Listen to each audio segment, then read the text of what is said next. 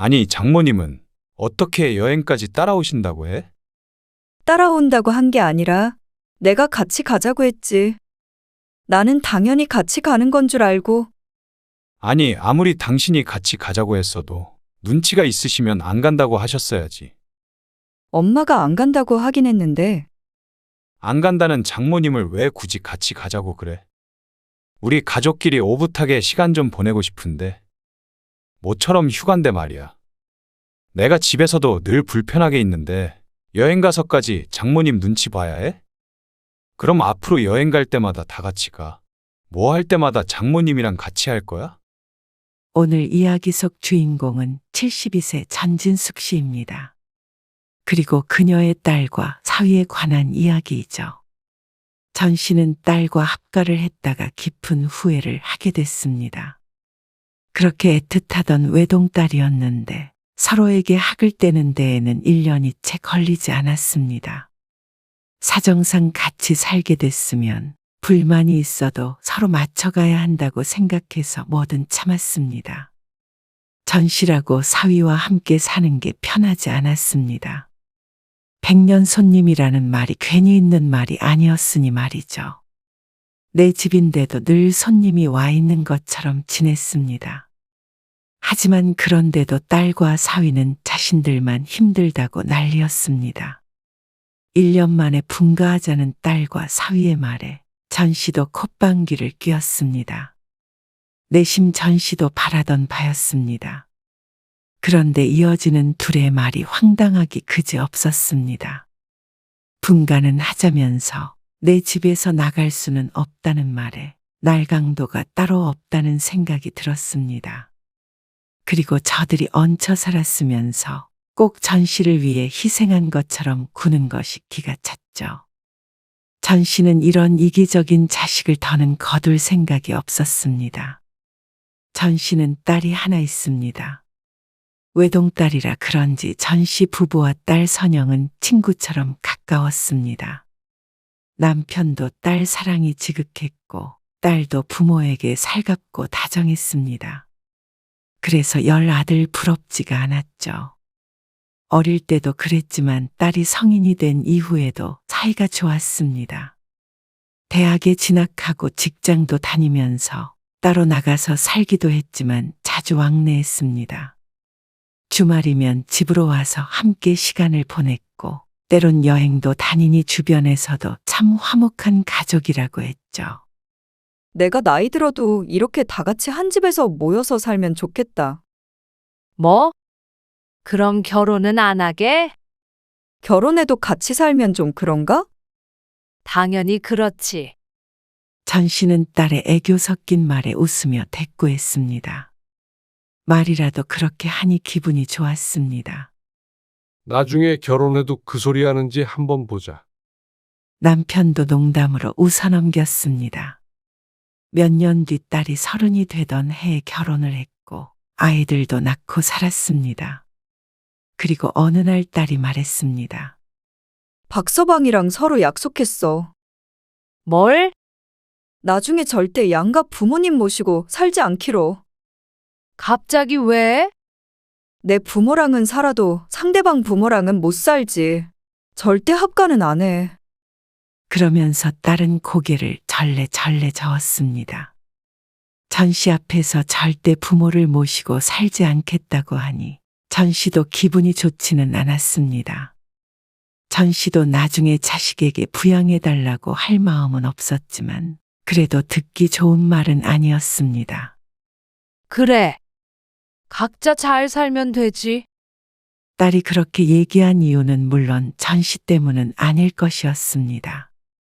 여전히 사이가 좋았으니 말이죠. 전 씨는 이유가 짐작이 됐습니다. 절레절레 흔들고 있는 고개도 아마 안사돈 때문일 것이었습니다. 딸은 결혼하고 나서부터 시어머니 때문에 힘들다는 얘기를 입에 달고 살았습니다.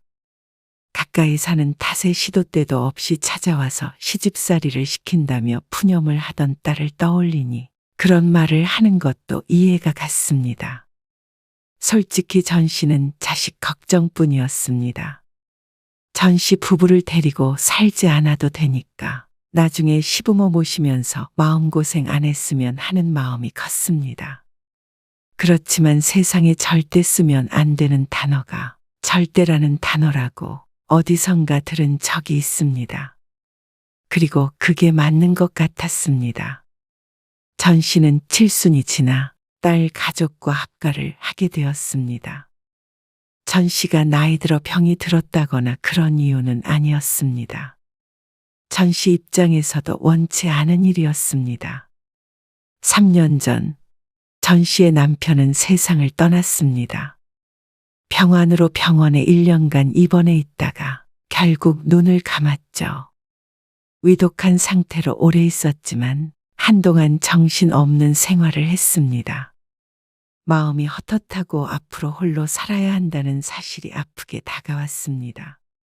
하지만 시간이 약이라고 1년 정도 그렇게 사니 혼자 사는 삶도 적응이 됐습니다. 엄마 뭐해? 복지관 왔어. 노래 교실인가 뭔가 그거? 맞아. 아무튼 재미있게 사시네. 무슨 일이야? 그냥 할 말도 있고. 무슨 말? 내가 이따가 퇴근하고 엄마 집으로 갈게. 가서 얘기해. 혼자 올 거야? 애들은? 집에 두고. 오늘 박서방 일찍 끝난대. 그래. 이따가 봐. 보통은 와도 주말에 올 텐데 평일 저녁에 오겠다는 말에 의아했습니다. 어쨌거나 딸이 온다니 반가웠습니다. 전 씨는 노래 수업이 끝나고 집으로 돌아왔습니다. 딸이 온다기에 괜히 깨끗한 집안을 다시 청소했습니다. 전 씨는 남편 없이 나름대로 평화로운 노후를 보내고 있었습니다. 큰 돈 쓸 일 없이 복지관에서 노래나 스마트폰 교육 같은 걸 찾아 들으면서 말이죠. 남편은 없지만 이렇게 사는 인생도 나쁘지 않다고 생각했습니다. 혼자인 것은 그것대로의 장점이 있었습니다. 밥도 먹고 싶은 때 먹고 하고 싶은 거 맘껏 하고 말이죠. 집이 가끔 적막하게 느껴질 때도 있었지만 그럴 때일수록 취미 생활을 만들고 내 삶을 즐기려 애썼습니다.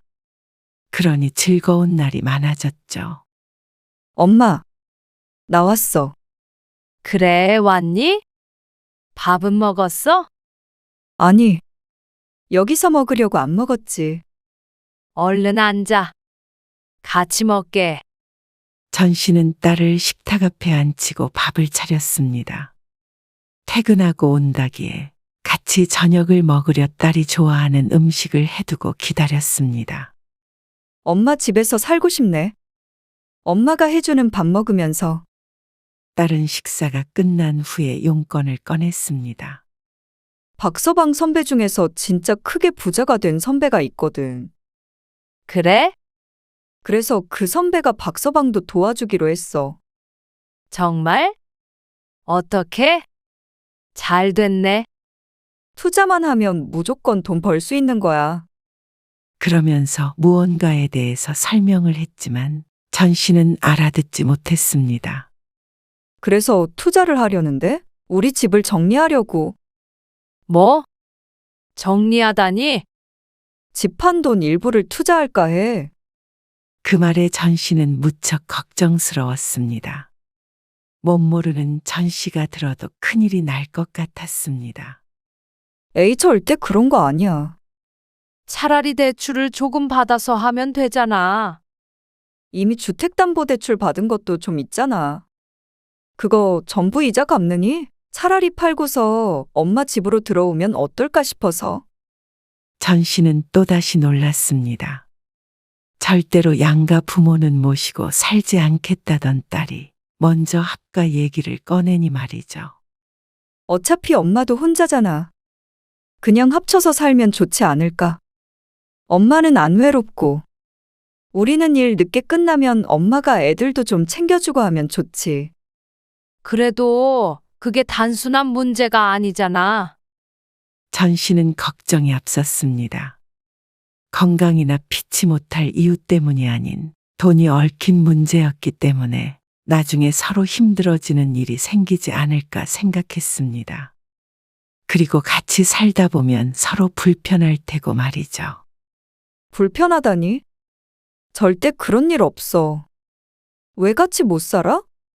엄마가 뭐 나 시집살이 시키는 것도 아니고 박서방도 엄마랑 같이 있는 거 안 불편해해. 명절 때 봐서 알잖아. 아들이었다면 단박에 거절했을 것이지만 딸이기에 전 씨도 고민이 됐습니다. 하지만 선뜻 그러자고 하지 못했습니다. 박서방이 먼저 그러자고 한 거니까 걱정 말고 잘 생각해봐, 엄마. 우리한테 진짜 좋은 기회니까. 그러고서 딸은 전 씨의 집을 나갔습니다. 전 씨는 며칠간 고민을 하다가 딸에게 전화해서 거절의 뜻을 밝혔습니다. 집까지 팔아가며 투자를 한다는 것도 걱정이 됐고 함께 사는 문제도 아무리 생각해 보아도 좋은 방법이 아닌 것 같았습니다. 그런데 그 다음 주에 딸이 아닌 사위에게서 전화가 왔습니다.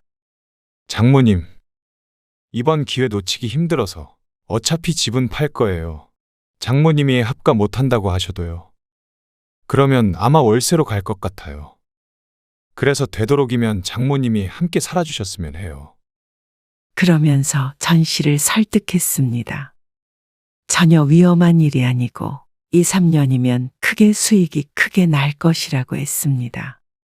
그러면 그때 더 큰 집으로 같이 옮기자고 했습니다. 맞벌이에도 부자가 될 수 없는 것이 현실이라며 아이들을 좀 더 잘 교육시키고 풍족하게 키우고 싶다고 했습니다. 물론 꼭 그 이유 때문만은 아니에요. 장모님 혼자 계신 것도 걱정되고요. 선영이도 항상 신경 많이 써요. 근데 같이 살면 그런 일 없잖아요. 장모님은 그냥 계시면 되고 저희만 들어가면 되는 거니까 부담 가지실 필요 없죠. 사위까지 그러니까 전 씨는 차마 또다시 거절할 수가 없었습니다. 사위 말대로 전 씨가 이사를 가거나 전 씨의 집을 팔아야 하는 상황이 아닌 이상 합가 문제만으로 거절하기엔 너무 매정한 듯 했죠. 그렇게 전 씨와 딸의 가족은 합가를 했습니다. 아이들은 할머니와 같이 산다며 좋아했고 그런 아이들을 보니 전 씨도 기분이 좋았습니다. 딸 부부가 맞벌이를 하다 보니 일이 늦게 끝나면 아이들만 집에 있는 경우가 덜어 있었는데 그 시간에 전 씨가 함께 있어줄 수 있어서 다행이었습니다. 엄마랑 같이 지내니까 마음 편하게 일해서 너무 좋다. 맞아요. 항상 야근할 때도 신경 쓰였는데 그래. 나도 애들도 보고 그러니까 좋네. 늘 집에 혼자만 있다가 처음엔 모두에게 잘된 일이라고 생각했습니다. 물론 늘 좋은 일만 있을 수는 없겠지만 같이 잘 맞춰가며 살아야겠다고 생각했습니다. 서로 희생한다고 생각하지 말고 말이죠. 그래서 전 씨는 일하는 딸 부부의 밥도 챙겨주고 집안일도 도맡아 했습니다. 혼자 살 때보다 일은 많이 늘었지만 그래도 집에 있는 시간이 긴 것이 전 씨이기 때문에 당연하다고 생각했습니다. 아이들도 어느 정도 커서 집을 크게 어지르지도 않았고 밥하고 빨래하는 것만 하면 크게 손 갈 것도 없었습니다. 나이 먹고 할 일 많으면 좋지 뭐. 집에선 가끔 심심할 때도 많았는데 오히려 부지런히 움직여서 건강해지겠구나 생각했습니다. 오늘 늦니? 둘 다 늦을 것 같으니까 애들이랑 밥 먹어. 그래, 알았어. 너무 좋다. 그치? 그런데 같이 살다 보면 좋은 점만 보이는 것은 아니었습니다. 당연히 같이 있는 시간이 늘면 서로가 몰랐던 단점들을 알게 되는 것이 당연했죠. 사위는 요즘 젊은 남자들답지 않게 가부장적인 타입이었습니다. 그래서인지 집안 살림은 거의 손을 대지 않았습니다. 합가하기 전에 딸이 회사 다니며 집안일까지 대부분 혼자서 했다는 걸 최근에 알게 되었습니다. 명절에도 손 하나 까딱 하지 않는 건 알고 있었지만 명절이라 그런 줄 알았습니다. 집에서는 어련히 잘하겠지 생각했죠. 그런데 이제 보니 죽은 전 씨의 남편보다도 더 한 것 같았습니다. 그렇다고 딸이 가만히 있는데 전 씨가 사위에게 이래라 저래라 할 수도 없었습니다. 차라리 합가를 해서 다행이라고 생각했습니다. 전 씨가 있으니 적어도 딸의 고생은 덜어줄 수 있으니 말이죠. 그리고 딸은 같이 사니까 그런 것인지 아니면 원래 그랬는지 몰라도 잔소리가 많았습니다. 당연히 따로 살던 두 가정이 합쳐지니 하나부터 열까지 같을 수는 없었습니다. 엄마, 여기에다가 수건 놓지 마. 발판 내가 사왔잖아. 그거 빨아서 널었어. 그걸 그렇게 자주 빠는 사람이 어디 있어? 매일 발 닦는 건데 안 빨아 그러면? 그렇다고 수건으로 발 닦는 게 나는 더 싫어. 그래서 그거는 엄마가 매일 빨잖아. 나는 싫어? 싫다는 건 안 하면 되잖아, 그냥. 그리고 컵은 내가 엎어놓지 말라고 몇 번 얘기했는데 계속 그러더라. 그래야 물기가 빠지지. 물기는 똑바로 놔도 말라. 엎어놓으면 입 닿는 부분이 밑으로 가서 찝찝하단 말이야. 당연히 살림하는 방식은 서로 다를 수밖에 없었습니다. 딸도 10년 넘게 자기 살림살이가 있었으니 이해가 됐습니다. 하지만 서로 맞춰갈 생각은 하지 않고 전심한 나무라는 딸에게 서운하기도 했습니다. 그러면 네가 하던가. 시간 많으면 내가 했지. 어차피 하는 거 그냥 그렇게 해주면 안 돼? 아이고 알았어. 잔소리 좀 그만해. 하지만 더 예민한 사람에게 전 씨가 맞출 수밖에 없었죠. 내일은 이불도 싹 빨아야 될 것 같아. 좀 꿉꿉한 냄새가 나는 것 같아. 그래. 알았어. 어떨 때는 스스로 할 수 있는 일도 전 씨를 너무 부려먹는 것 같기도 했습니다. 하지만 전 씨가 이런 생각을 했다는 것은 반대로 말하자면 딸 부부도 전 씨에게 서운한 점이나 불만이 있을 수 있다는 말이었습니다. 오늘 저녁은 그냥 보쌈 시켜 먹자. 보쌈? 돼지고기 사다가 삶으면 되잖아. 언제 삶어 그거를? 금방 삶지. 해줘? 아니, 그냥 시켜 먹어. 시켜 먹는 게 더 맛있어. 김치 같은 것도 오고. 얘는 돈 아깝게. 어유, 그런 말 하지 말어. 요즘은 사 먹는 게 더 맛있어. 그러면서 딸은 전 씨에게 고리타분한 소리를 한다며 핀잔을 했습니다. 아무래도 혼자 살 때 배달 음식을 시켜 먹지 않았던 전 씨이기 때문에 서로를 이해하지 못했습니다. 그러던 어느 날은 손주들이 쓰는 작은 방을 청소하다가 침대 밑에 들어가 있던 치킨 상자를 발견했습니다. 뼈만 남아 있었는데 오래되지 않은 걸로 봐서는 최근에 먹은 것 같았죠. 집에 계속 있었는데 언제 치킨을 시켜 먹었는지도 알 수 없었습니다. 그리고 그걸 침대 밑에다 넣어둔 것도 이상했습니다. 저녁에 딸에게 묻자 딸이 머뭇거리며 말했습니다. 그저께 저녁에 애들이랑 박서방이랑 시켜 먹더라고. 뭐? 배달 오는 소리 못 들었는데. 그런데 방에서 먹었어? 엄마가 뭐 시켜 먹으면 뭐라고 할까봐 그런 거지. 뭐? 내가 왜 뭐라고 그래? 아니, 그냥 불편하니까 방에서 먹은 거야. 엄마 자러 들어간다길래 내가 그냥 말하지 말라고 했어. 그 말에 기가 막혔습니다. 밤늦게 시켜 먹는 거야 뭐라고 하지 않겠지만은 말 한마디 없이 몰래 먹고 숨겨놓은 것 때문에 마음이 조금 상했습니다. 아무리 그래도 음식을 시켜서는 먹어보란 소리 한마디도 없이 저들끼리 먹은 건 예의 문제가 아닌가 싶었습니다. 늦은 시간 그 틈에서 같이 먹지 않았겠지만 함께 사는 이상 물어는 봤어야 하지 않나 생각이 들었습니다. 딸은 이런 생각을 하는 전 씨가 꼰대라고 했습니다. 쓸데없는 예의라고 말했습니다. 그래서 그 뒤로도 종종 그런 일이 있었지만 전 씨는 아무 말 하지 않았습니다. 딸이 그렇게 말했다는 건 사위도 그렇게 생각할 가능성이 높다는 뜻이었으니 말이죠.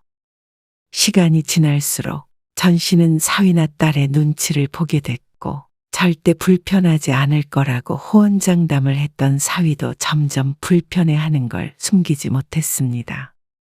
이번 휴가에 1박 2일로 동해 같은 데 다녀오려는데 엄마 같이 가. 동해? 아냐. 엄마는 괜찮으니까 너희끼리 갔다 와. 왜? 엄마도 동해 거의 안 가보지 않았어? 그래도 모처럼 여행인데 너희끼리 가는 게 좋지. 에이, 그래도 엄마 혼자 집에 두고 가면 우리 마음이 편하겠어? 같이 가자. 처음에는 안 가겠다고 했지만 딸이 굳이 같이 가자며 졸랐습니다. 그래서 전 씨는 함께 가서 애들도 봐주고 딸 부부와도 좀 가까워지면 어떨까 생각했습니다. 그럼 그럴까? 결국 그래서 딸의 여행 제안에 고개를 끄덕였습니다. 그런데 우연히 딸과 사위의 대화를 듣게 되었습니다. 장모님은 어떻게 여행까지 따라오신다고 해? 따라온다고 한 게 아니라 내가 같이 가자고 했지. 나는 당연히 같이 가는 건 줄 알고. 아니, 아무리 당신이 같이 가자고 했어도 눈치가 있으시면 안 간다고 하셨어야지. 엄마가 안 간다고 하긴 했는데. 당신도 당신이야. 안 간다는 장모님을 왜 굳이 같이 가자고 그래? 우리 가족끼리 오붓하게 시간 좀 보내고 싶은데 모처럼 휴가인데 말이야. 집에서도 불편한데 여행 가서까지 장모님 눈치 봐야 해? 그럼 앞으로 여행 갈 때마다 다 같이 가. 뭐 할 때마다 장모님이랑 같이 해. 그 말에 얼른 방으로 돌아왔지만 머리를 스스로 쿵 쳐야 했습니다. 참 나이 들어 이러지 않으려고 노력했지만 자신이 눈치가 없었구나 싶었습니다. 가자고 해도 끝까지 싫다고 했어야 하는 건데 말이죠. 섭섭한 마음은 들었지만 그게 맞을 것 같았습니다. 이렇게 해서 같이 간들 서로 불편할 것이 뻔했습니다. 그래서 다음날 딸에게 했습니다. 생각해보니까 여행은 너희끼리 다녀와. 어? 왜? 요즘 허리도 아프고 나이 드니까 어디 돌아다니는 것도 귀찮아. 그래도 엄마 혼자 있어도 괜찮아? 딸은 더는 같이 가자고 설득하지 않았습니다. 아, 당연히 괜찮지.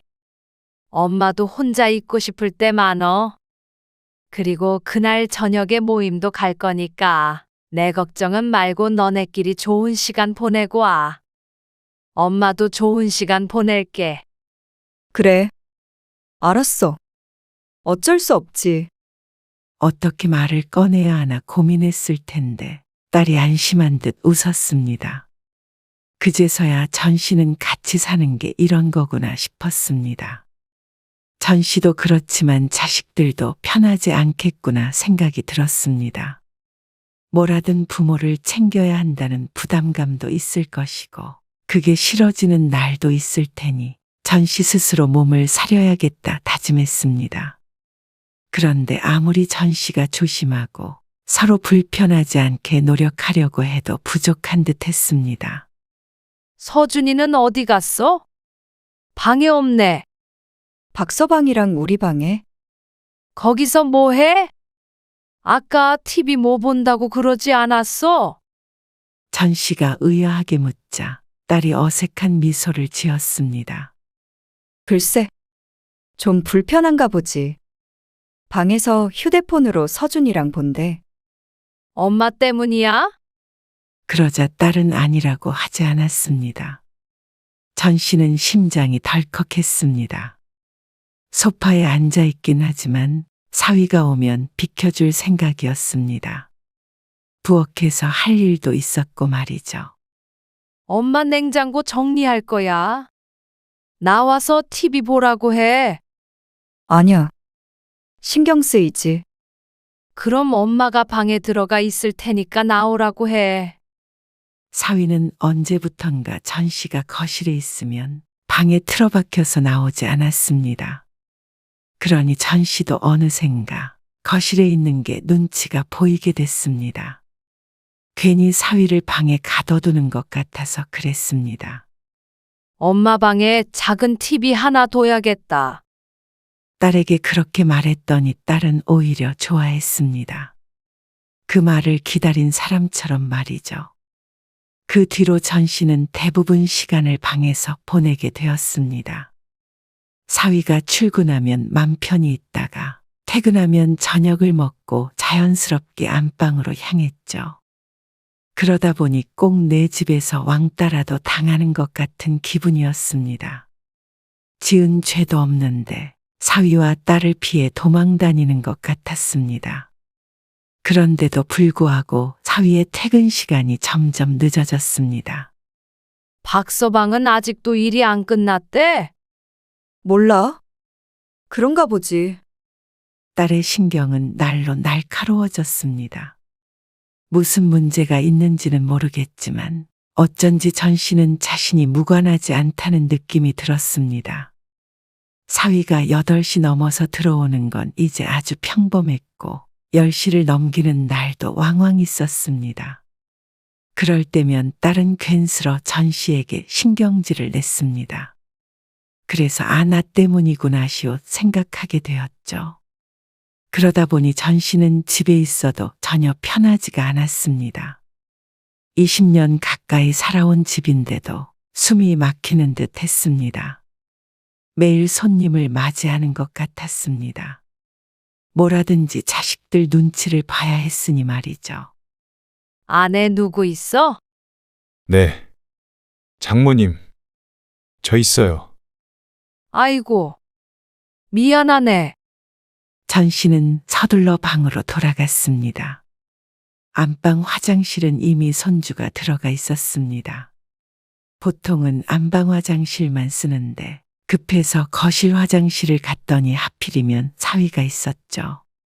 그저 놓고만 했을 뿐인데 화들짝 놀란 자신 스스로에게 헛웃음이 나왔습니다. 내 집이 아닌 것 같았습니다. 같이 살기로 결정하면서 각오는 했지만 이렇게 힘들 줄은 꿈에도 몰랐습니다. 그리고 딸은 그 중간에서 너무 스트레스 받아 했습니다. 악순환이 반복되었습니다. 그러던 어느 날이었습니다. 합가한 지 1년이 채 안 되었을 때 딸이 전 씨에게 통보했습니다. 분가하려고. 분가? 이렇게 계속 엄마랑 같이 살다가는 이혼하겠어. 지긋지긋하다 정말. 밑도 끝도 없이 이제는 따로 살자고 했습니다. 그 속은 짐작이 같지만 그래도 꼭 분가의 원인이 전 씨인 것 마냥 말하는 딸에게 기가 찼습니다. 그렇지만 전 씨는 오히려 잘 됐다고 생각했습니다. 딸내 가족을 내쫓는 꼴이 될까봐 먼저 말은 못했지만 딸이 먼저 그렇게 말해주니 고맙기까지 했습니다. 나갈 집은 구했어? 그러자 딸이 기막힌 얘기를 태연이도 했습니다. 엄마도 알잖아. 우리 돈 묶여 있는 거. 당장 우리 살 집을 구하긴 힘들어. 보증금도 한두 푼도 아니고. 그러면 근데 엄마 혼자 지낼 집은 구하기 쉽지. 뭐? 그래서 어떻게 하겠다는 거야? 애들도 자꾸만 이사 다닐 수도 없잖아. 집도 불안정하고. 그래서 박서방이랑 얘기해봤는데 근처에 엄마 살 곳을 우리가 구해줄게. 내가 살 곳이라니. 내 집 놔두고 내가 어디 살아? 엄마는 혼자니까 작은 집에서 살아도 되잖아. 전 씨는 도대체 무슨 말인지 알 수가 없었습니다. 딸의 말대로라면 전 씨 보고 내 집을 두고 나가라는 말이었습니다. 하지만 딸은 제대로 들었다는 듯이 고개를 끄덕였습니다. 그게 경제적으로 훨씬 이득이잖아. 우리가 나가서 살려면 비용이 너무 많이 들어. 그렇다고 엄마를 쫓아내? 쫓아내는 게 아니라 같이 상의해서 더 좋은 방향으로 해보자는 거지. 이게 상이야? 통보하는 거지? 분가하는 건 나도 찬성이야. 엄마도 뭐 안 힘들었는 줄 알아? 이럴 거면 애초에 뭐하러 합가를 하자고 그랬어? 불편할 줄 전혀 몰랐던 것도 아니고 말이야. 그건 부모님 모시고 사는 게 어떤 건지 우리 둘 다 몰랐으니까. 근데 계속 엄마 모시고 살다 가는 가정이 깨지게 생겼어. 꼭 자신들이 피해자라도 된 것 마냥 이야기하는 딸. 그렇게 앞으로 10년 넘게 어떻게 살아? 그래, 다 그렇다 쳐. 근데 집 팔고 투자한 건 너희인데 왜 집주인 보고 나가래? 나중에 엄마 아프거나 혼자 못 살 상황 되면 그때 이 집으로 다시 모시고 올 테니까. 모시긴 뭘 모셔? 내 집에서 쫓아냈다가 병들면 다시 들어오라는 게 모시는 거야? 참 희한한 말이다 정말. 그러면 내 식구가 나가야 마음이 편해? 자식은 나 하나고 나중에 이 집도 어차피 나 줄 거잖아. 뭐야? 그냥 집 크기만 좀 줄여서 가는 게 그렇게 싫어? 엄마는 자식 생각은 안 해? 나 1년 동안 마음고생 많이 해서 이것 봐. 머리카락도 빠졌어. 그게 내 탓이니? 합가하기 전에는 그런 적 없어. 딸은 전 씨에게 이기적이라고 했지만 오히려 전 씨는 딸보다 이기적인 사람은 듣도 보도 못했습니다. 어떻게 저들 아쉬울 때는 그렇게 사정해서 밀고 들어오고 먹고 살만해지니 집을 뺏어갈 생각을 할 줄은 몰랐습니다. 나가려면 너희가 나가. 안 말릴 테니까. 전 씨는 죽어도 딸의 말대로 해줄 수 없었습니다. 집 사서 나갈 형편도 안 되는 딸이 얻어주는 집이라고 해봤자 작은 집 월세일 텐데 다 늙어서 그렇게 바람 앞에 등불처럼 살고 싶지 않았습니다. 내 집도 없이 말이죠. 그러자 딸은 그날부터 전 씨에게 말을 걸지 않았습니다. 그리고 사위는 자꾸만 밖으로만 돌았습니다. 주말에도 집에 붙어 있는 법이 없었습니다. 딸 부부의 시위인 듯 했습니다. 하지만 그런다고 나갈 생각은 추호도 없었습니다. 그러니 딸이 얼마 뒤에 전 씨에게 부탁을 했습니다. 엄마, 요즘 나랑 박서방이랑 말도 안 해. 엄마는 정말 내가 이혼이라도 했으면 좋겠어? 나 여기 들어와서 잃은 게 너무 많아. 박서방이랑도 멀어지고 엄마도 그걸 원하는 건 아니잖아. 너 정말 부모 생각은 눈꼽만큼도 안 하는구나. 나도 이렇게는 못 살겠다. 내가 왜 내 집에서 맘 편히 있지도 못하고 자식에게 이런 비참한 취급을 당해야 해? 혼자 잘 살고 있었던 사람 힘들게 한 건 너희인데 말이야. 나도 내 노후의 삶이 있었어. 그런데도 힘들다길래 걷어줬더니 이렇게 등에 칼을 꼽는 자식이 어디 있어? 너희가 준비가 됐든 안 됐든 얼른 나가줬으면 한다. 뭐? 짐 싸서 빨리 나가. 오래 시간 못 줘. 엄마도 좀 편히 살자. 그러지 말고 내 말대로 해주면 안 돼? 박서방이 투자한 거 그거 회수하면 그때 그걸로 좋은 집 사줄게. 말이 되는 소리를 해. 너희가 나가서 살다가 돈 벌면 그때 그걸로 너희 집 사. 그러면 되겠네. 그러고는 사위에게도 이사 준비를 하라고 말했습니다. 사위는 딸처럼 전 씨에게 따지지는 않았지만 그래도 전 씨를 원망하는 눈빛을 보냈습니다. 1년간 먹여주고 재워주고 고생했던 것은 하나도 생각이 안 나는 것 같았습니다. 그저 자기들만 힘들고 불편했다고 생각하는 듯했죠. 이래서 합가하고 싶지 않았습니다. 하지만 그렇게 사이 좋았던 딸이기에 어쩌면 같이도 잘 살 수 있을 거라고 생각했습니다. 그런데 그런 자식도 결혼하면 자기 가족밖에 없었습니다. 부모는 뒷전이고 그저 남편 눈치 보느라 전전긍긍하고 전 씨에게 화내던 모습이 떠오르니 딸도 괘씸해서 보고 싶지도 않았습니다. 딸 가족은 한 달이 채 지나지 않아서 집을 나갔습니다. 그 과정에서 딸은 울고 불고 했지만 사위는 자존심이 상했는지 그제서야 집을 알아보았죠. 월세집으로 간다며 딸은 크게 낙담했지만 월세든 전세든 전시가 더 이상 관여할 문제는 아니었습니다. 전시도 지긋지긋했습니다. 더 이상 딸 걱정만 하다가 말년을 허비하고 싶지 않았습니다. 합가하면서 복지관에는 거의 가질 못했는데 딸을 쫓아내고 나서야 전시의 삶을 되찾게 되었습니다. 참 잃은 게 많은 합가였습니다. 딸도 전시도 말이죠. 하지만 이런 경험이 있기에 좀 더 나이 들어 병들었을 때 합가할 생각을 안 할 수가 있었습니다. 지금이야 건강하고 돈이 있으니 당당히 딸을 내보낼 수가 있었지만 더 늙고 힘없는 상태였다면 그대로 쫓겨와야 했을지도 몰랐습니다. 그렇게 생각하니 좋은 경험이었다고 여기기로 했습니다. 이기적인 자식도 인생에서 치워버렸고 말이죠. 전시는 다시 일상을 회복했습니다. 그리고 오랜만에 평화를 느꼈습니다.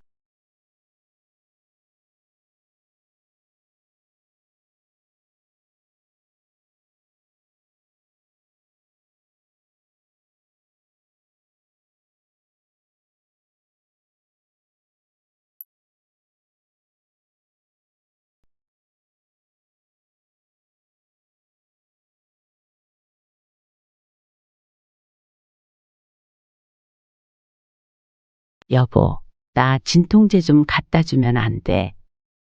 아, 갔다가 뭐고? 너무 아파서. 아, 진짜 아프다는 말 좀 그만할 수 없어?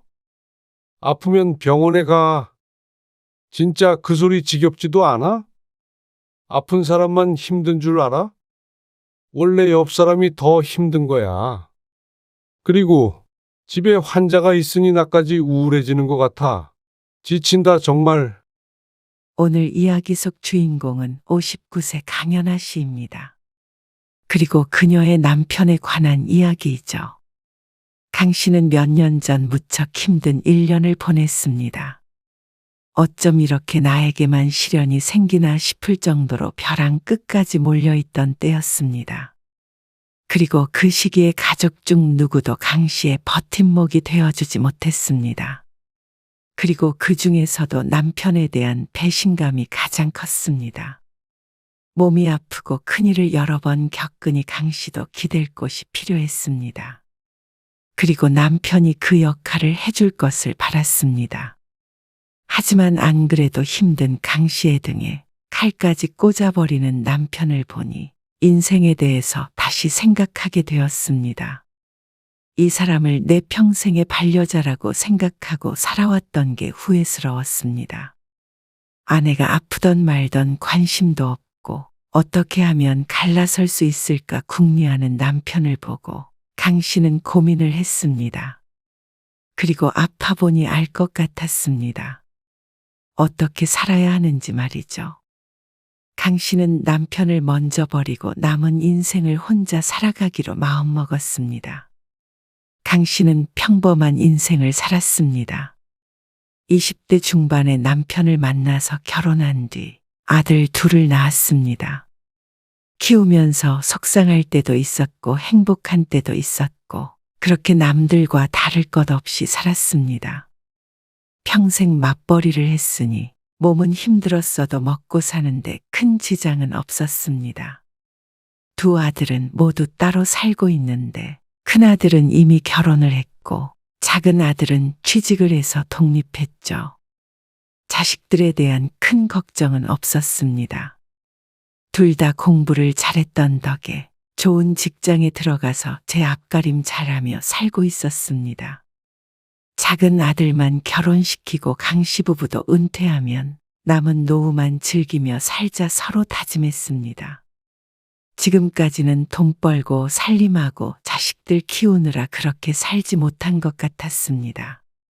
물론 행복했던 일상적인 순간들이야 많았지만 좀 더 평화롭게 인생을 즐길 수 있는 노후를 바랐습니다. 조금만 기다려. 나 퇴직하면 당신도 일 그만두고 그때는 여행 다니면서 살자. 그럼 아무도 일 안 해? 아, 그래도 먹고 살만 하잖아. 정 불안하면 둘이 알바라도 하면서 지내면 되지. 그래? 재밌겠네. 여행 다니고 운동 같은 것도 배워보고 싶어. 운동 안 좋아하면서. 안 좋아하는 게 아니라 그만한 여유가 없었던 거지 뭐. 그래. 그것도 같이 하자. 부부간의 사이도 좋은 편이었습니다. 물론 살면서 다툰 적이야 셀 수 없을 만큼 많았지만 그래도 서로에 대한 믿음이 있었습니다. 어느 날엔가 남편과 함께 소파에 앉아서 TV를 보다가 어떤 프로그램을 보았습니다. 잘 기억은 나지 않지만 병에 걸린 남편이 입원해 있었고 그 아내가 간호를 하고 있었죠.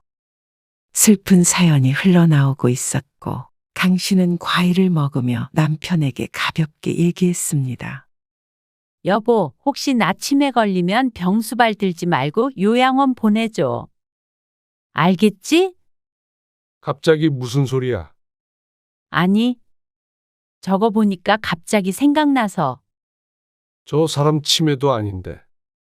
아니, 그냥 생각났어. 치매 걸리면 가족이 더 고생스럽대잖아. 낫지도 않고, 뭐, 다른 병에 걸리면 수술하고 회복하면 되지만 말이야. 참나. 별 실없는 소리를 하고 있어. 요양원을 왜 보내? 그러면 당신이 병수발 들 거야? 내가 막 당신 얼굴도 못 알아봐도? 아, 당연한 소리를 왜 해? 정말? 그래.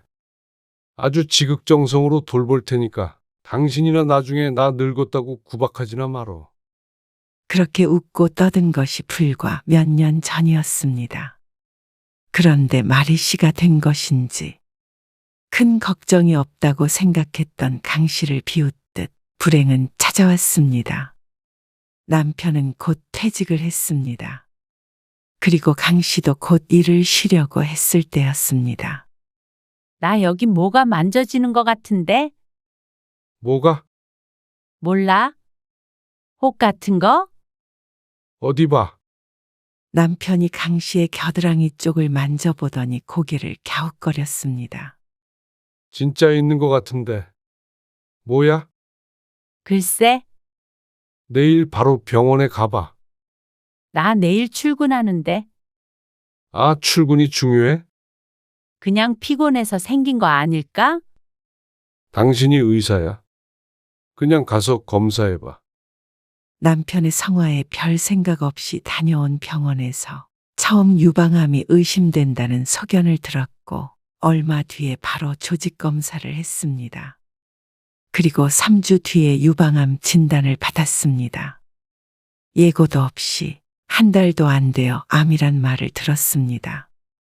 수술 일정이 빨리 잡혔지만 강 씨는 얼떨떨했던 시간이 지나고 공포에 떨어야 했습니다. 가까운 주변에 암 환자가 없었는데 강 씨에겐 암이라고 한다면 사망 선고나 마찬가지였습니다. 하지만 그런 걱정이 무색하게 수술은 잘 끝났습니다. 걱정 많이 했지? 그걸 말이라고 해. 그래도 다행이다. 병원에 얼른 갔으니 망정이지. 그러게. 말 듣길 잘했네. 어쨌거나 수술 잘 됐다니까 걱정 없네. 남편도 한시름 놓은 듯 했습니다. 암 진단을 받은 후에 강 씨만큼이나 힘든 시간을 보낸 것이 남편이었습니다. 강 씨 앞에서는 의연한 척했어도 안 볼 때 괴로워했던 것을 강 씨도 모를 리가 없었습니다. 그런데 수술도 수술이지만 항암이 더 힘들었습니다. 생각 같아서는 수술이 잘 됐다고 하니 항암은 안 했으면 했습니다. 그 정도로 무서운 게 항암이었습니다. 음식도 먹기 힘들고 기운도 없어지고 무엇보다 머리카락이 빠지는 것을 견딜 수가 없었습니다. 모자 쓰면 되잖아. 자꾸만 거울을 쳐다보고 울상을 짓고 있으니 남편이 혀를 찼습니다. 그래도 맨날 모자만 써? 뭐 어때? 여러 개 사서 돌려가면서 쓰면 되지. 그래도 다시 난다잖아. 걱정 마.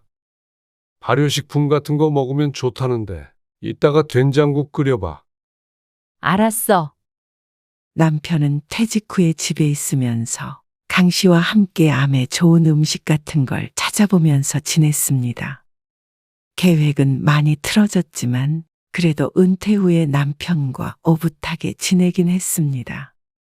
하지만 항암이 한두 번으로 끝나는 것이 아니었기 때문에 회차가 거듭될수록 강 씨도 남편도 지쳐갔습니다.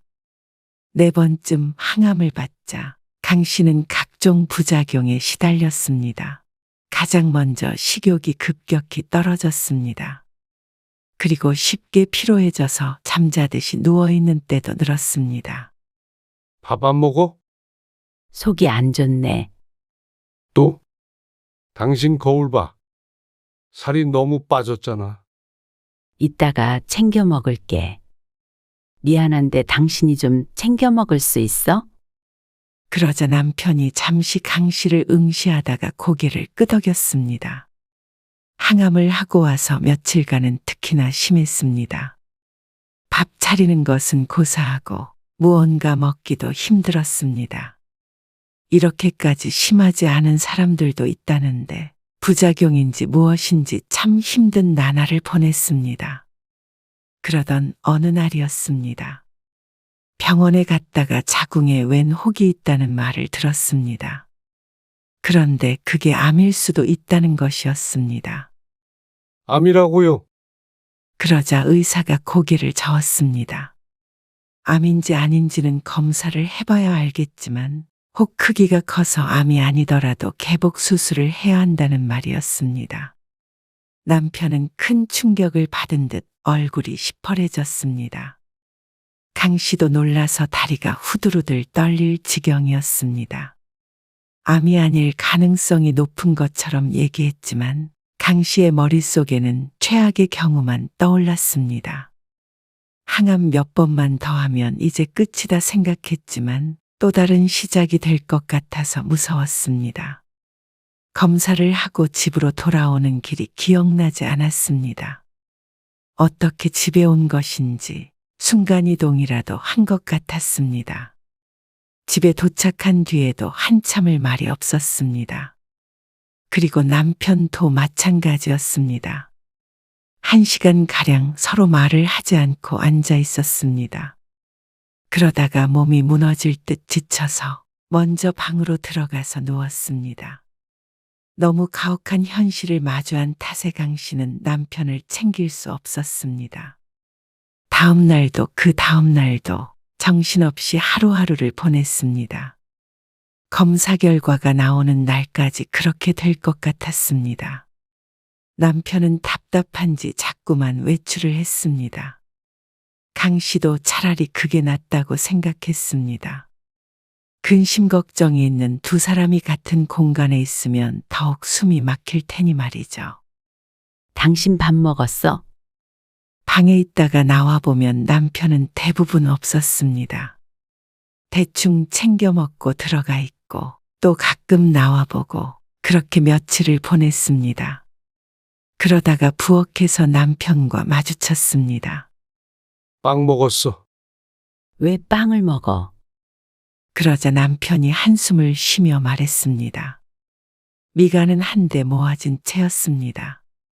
집에 뭐가 있어야 먹든 말든 하지. 그러면서 심란한 듯 집을 둘러보았습니다. 그제서야 집 상태가 눈에 보였습니다. 소파 위에 빨래가 널려 있었고 부엌도 어수선했습니다. 내가 대충 치우긴 했는데 사람 사는 것처럼 살아야 할 거 아니야. 아직 결과도 안 나왔는데 왜 그래? 계속 그렇게 지낼 거야? 밖에서 밥 먹고 들어올게. 그러면서 남편은 나가버렸습니다. 아마도 기운 없이 있는 강 씨가 답답한 모양이었습니다. 강 씨는 남편의 말에 조금 서운하기도 했지만 또 미안한 마음이 들었습니다. 스스로 추스르기 급급해서 너무 남편에게 신경을 못 쓴 것 같았습니다. 강 씨는 소파에 앉아서 남은 빨래들을 정리했습니다. 그리고 오랜만에 걸레질도 했습니다. 몸은 힘들었지만 몰두할 게 있으니 오히려 정신적으로는 나아졌습니다. 그리고 며칠 뒤에 결과가 나왔을 때는 가슴을 쓸어내려야 했습니다. 다행히 암이 아니라고 했습니다. 하지만 수술을 해서 떼어내긴 해야 한다고 했는데 항암이 끝난 이후에 하기로 했죠. 그래도 그게 어딘가 싶었습니다. 암이 아니라면 수술만 하면 됐습니다. 남편도 모처럼 표정이 밝아 보였습니다. 하지만 그렇다고 끝은 아니었습니다. 아직도 항암이 여러 번 남았으니 말이죠. 그리고 다행이라고 생각했던 것이 무색하게 강 씨는 항암 부작용으로 고생을 해야 했습니다. 토할 것 같아? 남편의 말이 떨어지기가 무섭게 강 씨는 화장실로 달려갔습니다. 그리고 변기를 부여잡고 헛구역질을 했습니다. 약을 먹었는데도 소용이 없었습니다. 자꾸 토를 하니 입안과 목은 항상 염증을 달고 살았습니다.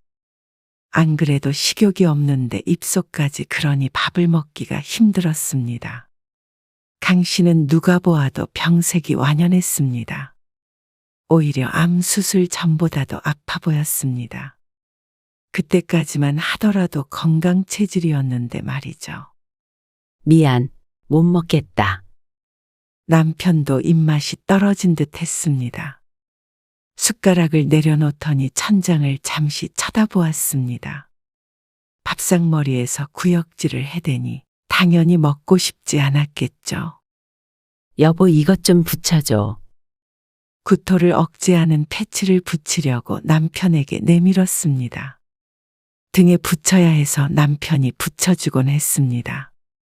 남편은 TV를 보다가 말고 패치를 받아들었습니다. 그리고 말없이 강 씨의 등에 대고 붙이는데 그 손길에서 귀찮은 기색이 느껴졌습니다. 어쩌면 강 씨의 착각일지도 모르겠지만 요즘 들어서 자주 느끼는 기분이었습니다. 난 내일 아침 일찍 나가. 어디가? 그냥 친구들 좀 만나러? 늦게 와? 그렇겠지. 한잔하고 들어올 거야. 그래. 그렇게 해. 올 때 수박 좀 사와줘. 수박 먹으면 좀 나은 것 같아. 술 먹고 수박을 어디서 사와? 그런가? 당신이 마트 가서 사와. 그 정도는 괜찮잖아. 항암하는 사람들 다 똑같이 잘 살더라. 당신이 좀 유별난 것 같아. 남편은 보던 TV를 끄더니 먼저 안방으로 들어갔습니다. 그런 사람도 있을 것이었습니다. 강 씨도 항암하기 앞뒤로가 가장 심했고 그게 아니라면 그래도 이 정도로 힘들어하지 않았습니다. 그런데 남편은 그런 생활에 지친 듯 보였습니다. 그래서 강 씨를 타박했습니다. 귀찮아한다는 건 어렴풋이 알았지만 이렇게 직접적으로 말한 것은 처음이었습니다. 그리고 그때부터 남편은 속마음을 숨기지 않았습니다. 어느 날 강 씨가 소파에 누워서 TV를 보고 있는 남편에게 말했습니다. 가까운 데로 산책이라도 다녀올까? 모처럼 컨디션이 좋았습니다. 하지만 남편은 발을 까딱거리며 대답했습니다. 피곤한데 어딜 가? 집에서 TV 봐. 그래도 바람 좀 쐬고 싶어. 더워서 나가봤자 땀만 나. 그냥 있어. 또 힘들다고 골골대지 말고. 골골 안 될게. 아, 됐어. 그러면 옆 사람만 힘들어. 평소처럼 방에 누워서 쉬어. 그 말에 얼마나 섭섭하던지 눈물이 찔끔 날 것 같았습니다. 강 씨가 노력하는 것은 남편 눈에는 보이지 않는 것 같았습니다. 나 사과 하나만 깎아주고 들어가. 그러면서 시선은 여전히 TV를 향해 있었습니다. 강 씨는 그런 남편을 물끄러미 쳐다보았습니다. 같이 일을 할 때도 집안일은 대부분 강 씨가 했습니다. 퇴근 시간이 남편보다 빠르기도 했고 그게 마음이 편하고 빨랐습니다. 그래서 남편에게 밥 차리라는 소리도 한 번 안 해봤습니다. 그러면 남편은 가끔 설거지를 해주고 쓰레기를 버리는 일을 했습니다.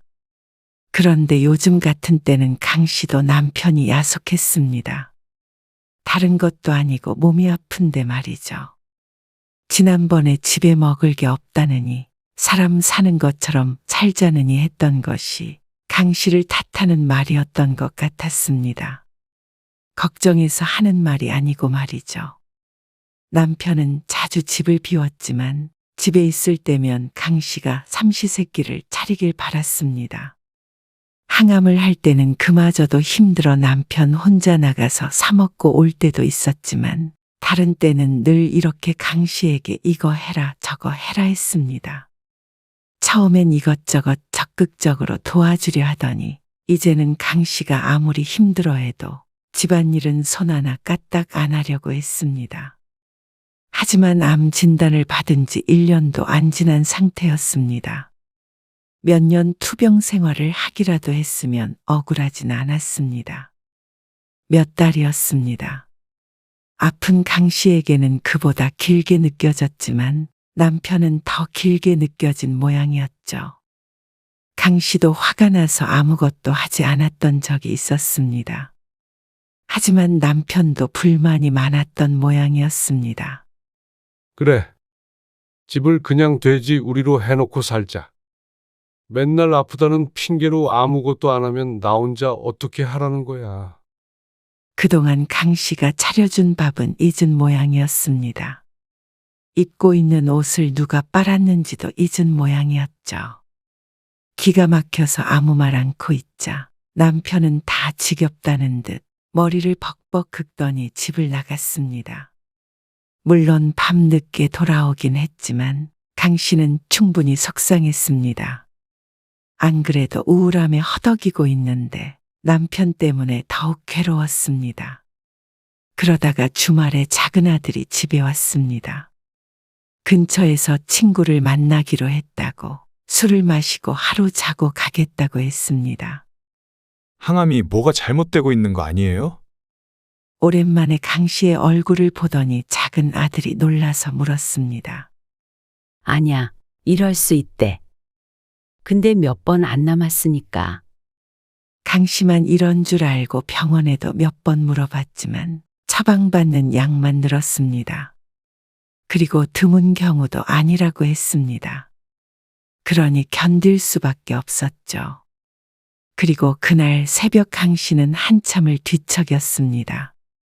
면역이 약해져서 그런지 자꾸만 위염이나 방광염 같은 것에 걸리곤 했는데 아랫배가 쥐어짠 듯 아파서 견딜 수가 없었습니다. 어쩌면 스트레스 때문일 수도 있었죠. 여보, 진통제라도 먹어야겠다 싶어서 강 씨가 남편을 흔들었습니다. 자고 있는데 미안하지만 식은 땀이 나서 도저히 일어나기가 힘들었습니다. 여보, 나 진통제 좀 갖다 주면 안 돼. 아, 갔다가 먹어. 너무 아파서. 아, 진짜 아프다는 말 좀 그만할 수 없어?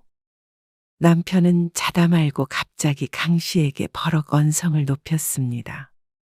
순간 강 씨는 고통까지 잊혀지는 듯 했습니다. 아프면 병원에 가. 진짜 그 소리 지겹지도 않아? 아픈 사람만 힘든 줄 알아? 원래 옆 사람이 더 힘든 거야. 지난번에는 집에 환자가 있으니 자신까지 우울해지는 것 같다고 지나가며 뱉은 남편의 말에 상처를 받은 적이 있었습니다. 그때는 그럴 수도 있겠다 싶어서 아무 말 안 했지만 너무한 게 아닌가 싶었습니다. 강 씨도 아픈 것으로 남편을 귀찮게 하고 싶은 마음은 추호도 없었습니다. 아프다는 핑계로 뭘 해달라고 한 적도 손에 꼽았습니다. 등에 뭘 붙여달라거나 하는 그런 사소한 것뿐이었죠. 그런데 아파서 끙끙대고 있는 아내를 보고 남편이라는 사람이 어떻게 이렇게 짜증을 낼 수 있는지 몰랐습니다. 강 씨는 뜨거운 눈물이 뚝 떨어지는 걸 느꼈습니다. 어둠 속에서 남편은 보지 못했지만 말이죠. 그날 새벽 강 씨는 한숨도 못 자고 약을 먹었다가 거실에 누웠다가 밤새 뒤척이며 앓았습니다. 그리고 그런 그녀를 신경 쓰는 사람은 없었습니다. 다음 날 아침 아들은 병원에 가보라며 집으로 돌아갔고 남편은 골프 약속이 있다며 집을 나섰습니다. 그러니 강 씨는 세상에 혼자 남겨진 기분이 들었습니다. 환자가 된 지 몇 달 만에 어쩜 이렇게 사람이 손바닥 뒤집듯 바뀔 수가 있나 싶었습니다. 그것도 수술 잘 받고 항암 치료를 하고 있는데 말이죠. 몰골을 보면 건강 상태가 좋지 않아 보였지만 항암을 하려면 어쩔 수가 없었습니다. 항암만 끝나면 모든 게 제자리로 되돌아올 것이라고 믿었습니다. 하지만 남편은 그렇게 생각하지 않는 것인지 뭔지 그 속을 알 수가 없었습니다. 그런데 항암을 마쳤다고 끝이 아니었습니다. 이미 약해진 몸은 쉽게 아팠습니다. 항암이 끝나고 강 씨는 무척 기뻐했습니다. 이제 다 나았다고 생각했습니다. 그리고 암 진단을 받은 지 1년이 조금 넘었을 때 강 씨는 독감으로 입원을 했습니다. 남들이라면 금방 이겨냈겠지만 면역이 떨어지니 입원이 불가피했습니다.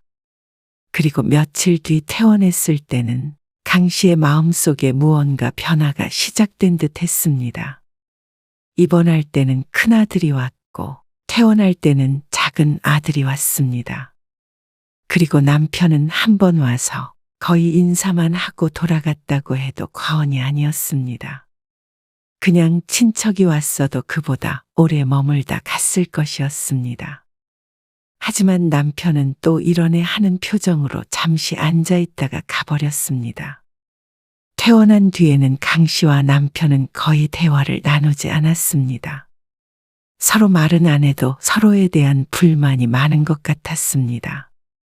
아슬아슬한 생활이 지속되고 있던 어느 날 남편이 말했습니다. 핸드폰 좀 빌려줘봐. 왜? 내 핸드폰 어디다 뒀는지 몰라서. 뭐 좀 찾아봐야 돼. 잠깐 줘봐. 그 말에 강 씨는 머뭇거리며 휴대폰을 내밀었습니다. 좀 전에도 휴대폰을 가지고 뭘 하고 있는 것 같았는데 갑자기 잃어버렸다는 말이 이상했죠. 강 씨는 남편에게 휴대폰을 넘겨주고 안방으로 들어갔습니다. 그리고 한참이 지난 후에 남편이 다 썼다며 휴대폰을 던져두고 갔습니다. 뭐가 이상하다고 생각했지만 알 수가 없었죠. 그리고 이상한 일은 그게 끝이 아니었습니다. 며칠 뒤에 안방에 누워있던 강 씨는 서랍장이 이상해서 자리에서 일어났습니다.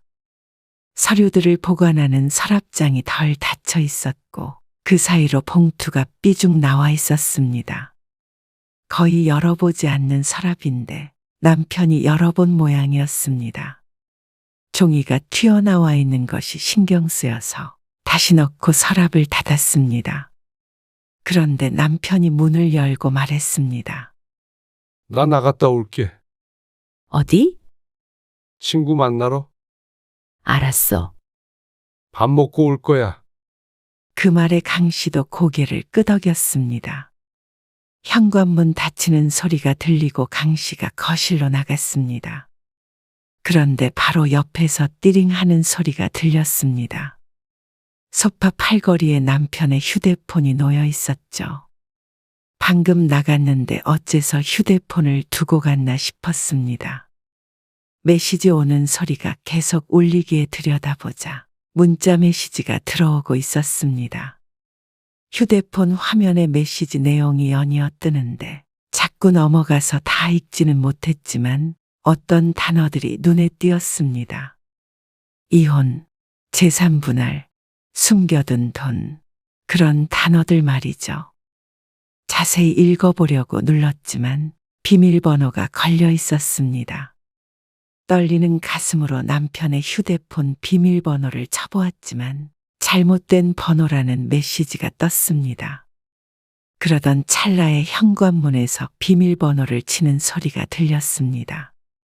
강 씨는 왠지 죄라도 지은 것처럼 화들짝 놀랐습니다. 뭐해? 여기 휴대폰 두고 갔네. 강 씨는 애써 태연하게 대꾸했습니다. 그러자 남편이 눈을 가늘게 뜨더니 강 씨 손에 들려있던 휴대폰을 낚아채 갔습니다. 갔다 올게. 의심스럽다는 듯이 한번 쳐다보더니 빠르게 밖으로 사라졌습니다. 비밀번호가 있으니 휴대폰 안은 못 들여다봤을 거라고 생각하는 듯 했습니다. 남편이 간 뒤에 강 씨는 찬물을 벌컥벌컥 마셨습니다. 모든 메시지를 읽지는 못했지만 남편의 의중을 알 것 같았습니다. 강 씨도 모르게 이혼을 생각하고 있을 줄은 몰랐습니다. 강 씨는 식탁 앞에 주저앉았습니다. 그리고는 몇 년 전에 남편과 나눴던 대화를 떠올렸습니다.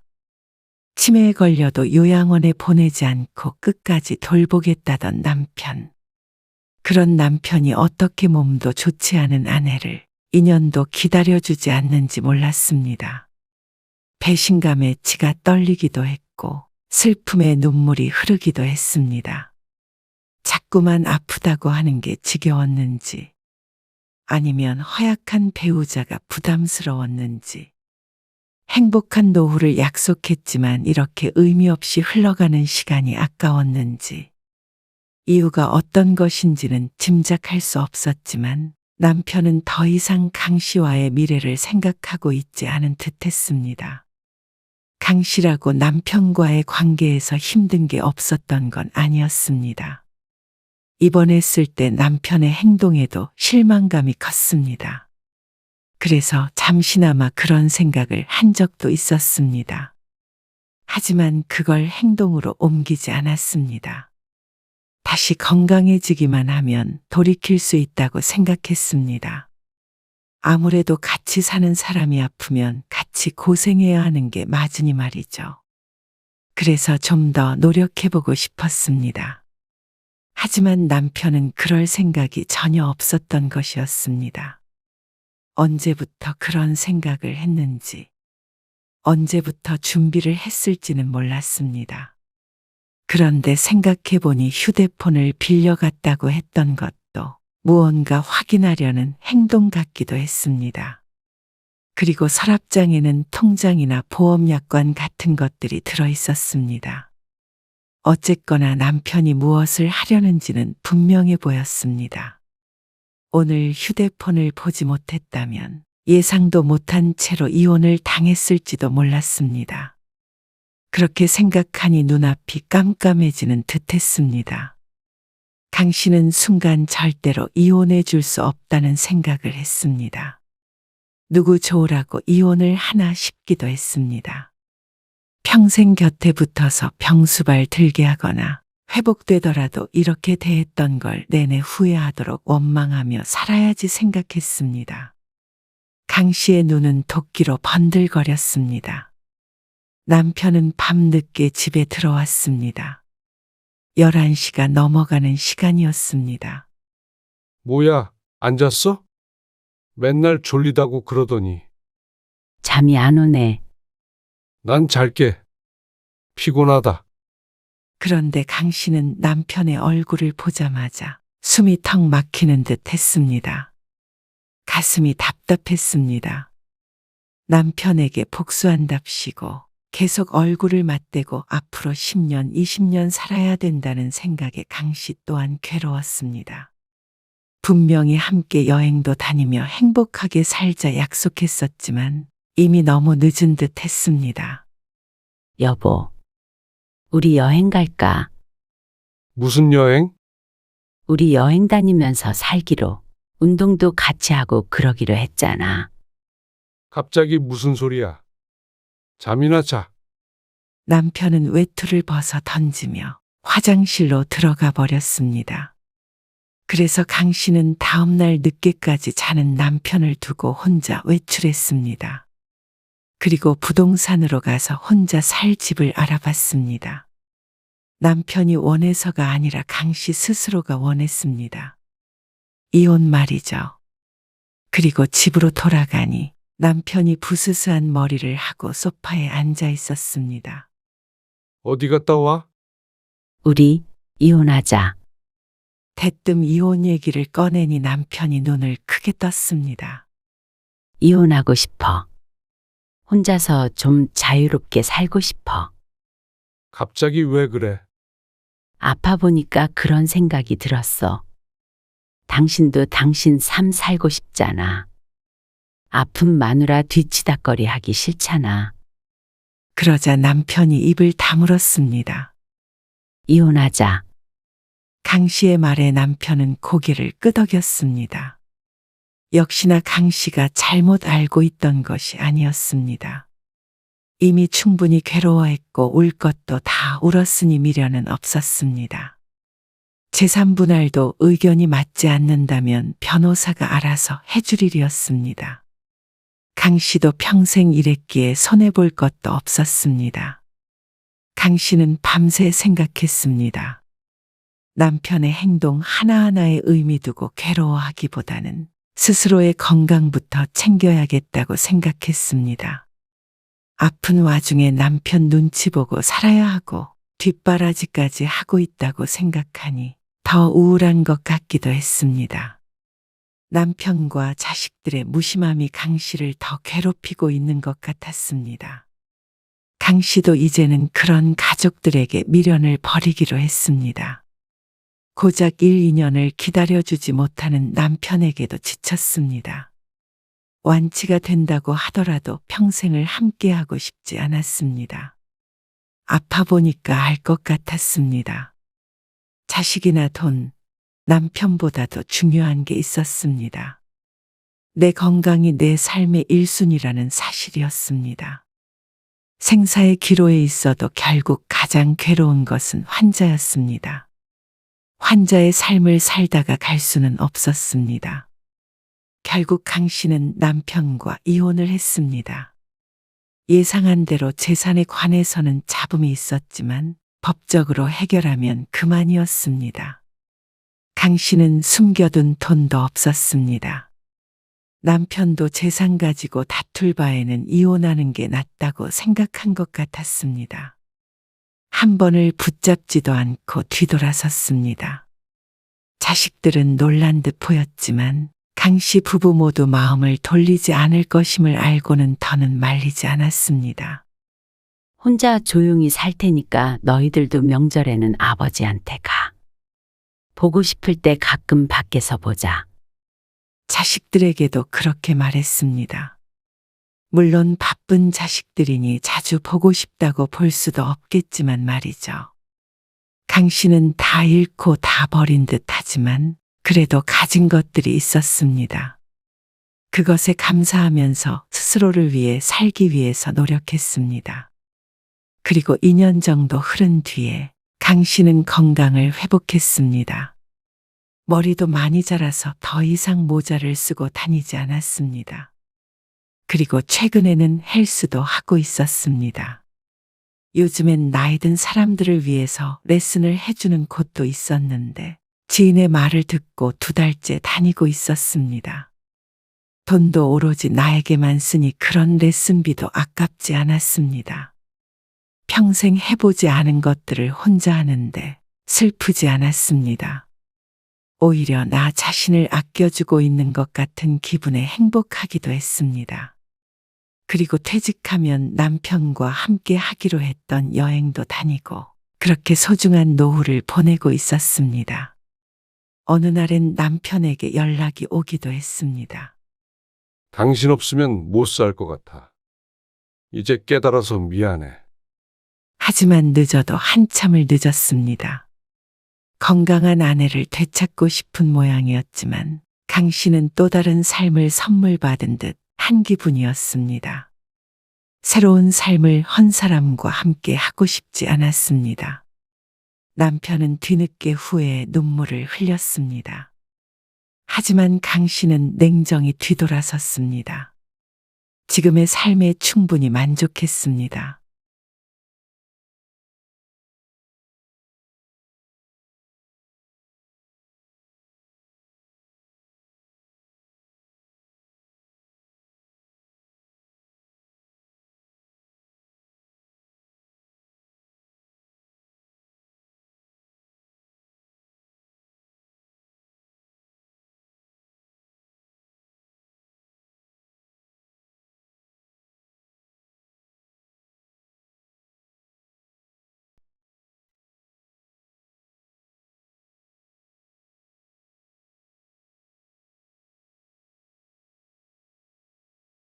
너는 강아지 유치원비는 6, 70만 원은 그냥 쓰고 수술비며 뭐며 100얼마 나가는 것도 안 아깝고 집은 강아지 간식으로 가득 채워놓고 그렇게 지극정성이면서 엄마 응급실 비용 10만 원이 아깝니?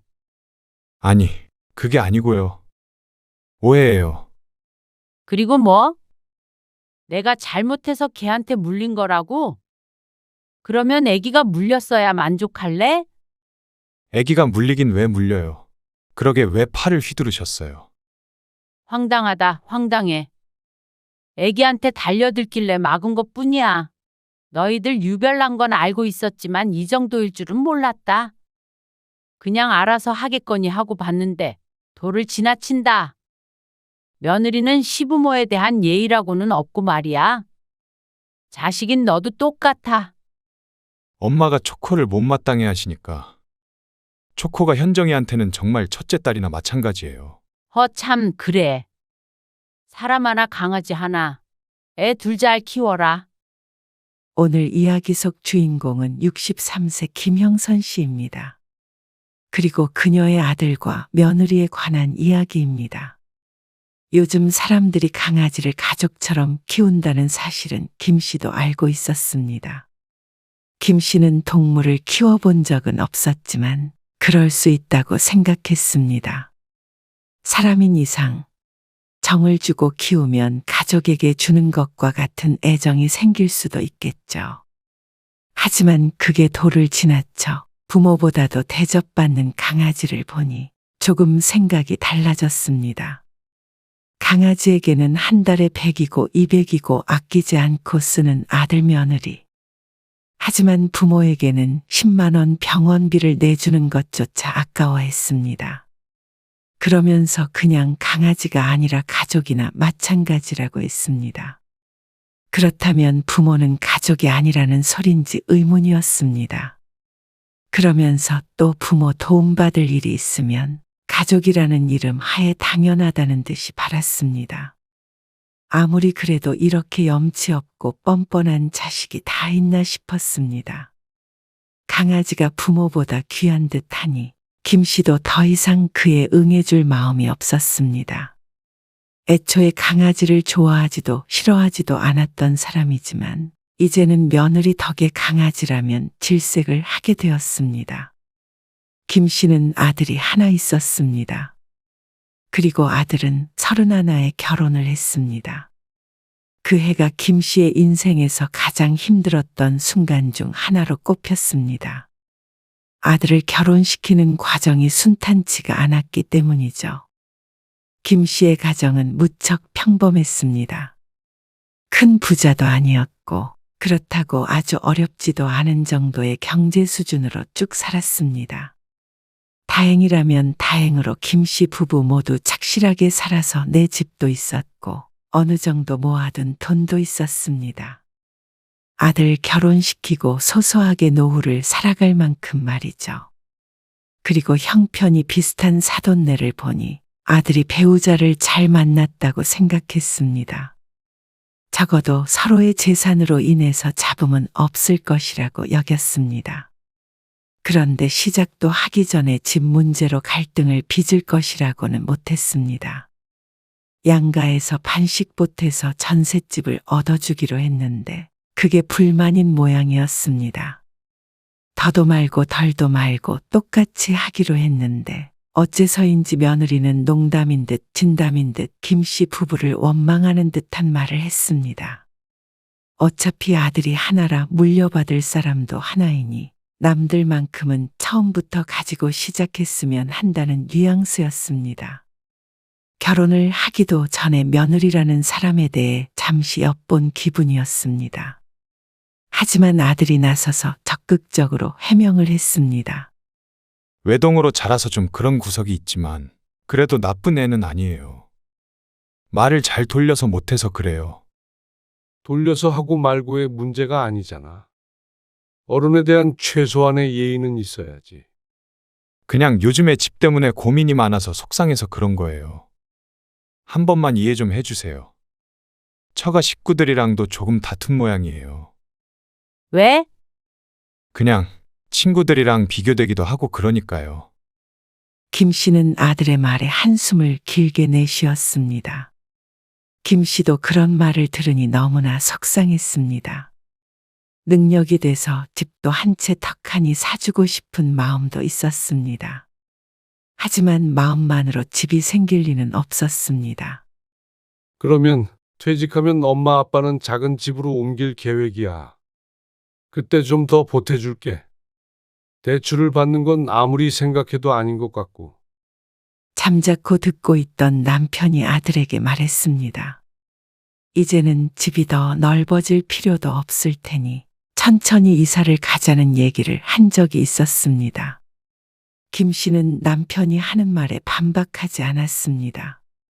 어차피 아들은 결혼을 할 것이고 며느리의 말에 기분은 상했지만 어차피 물려줄 사람은 아들 하나밖에 없는 건 사실이었습니다.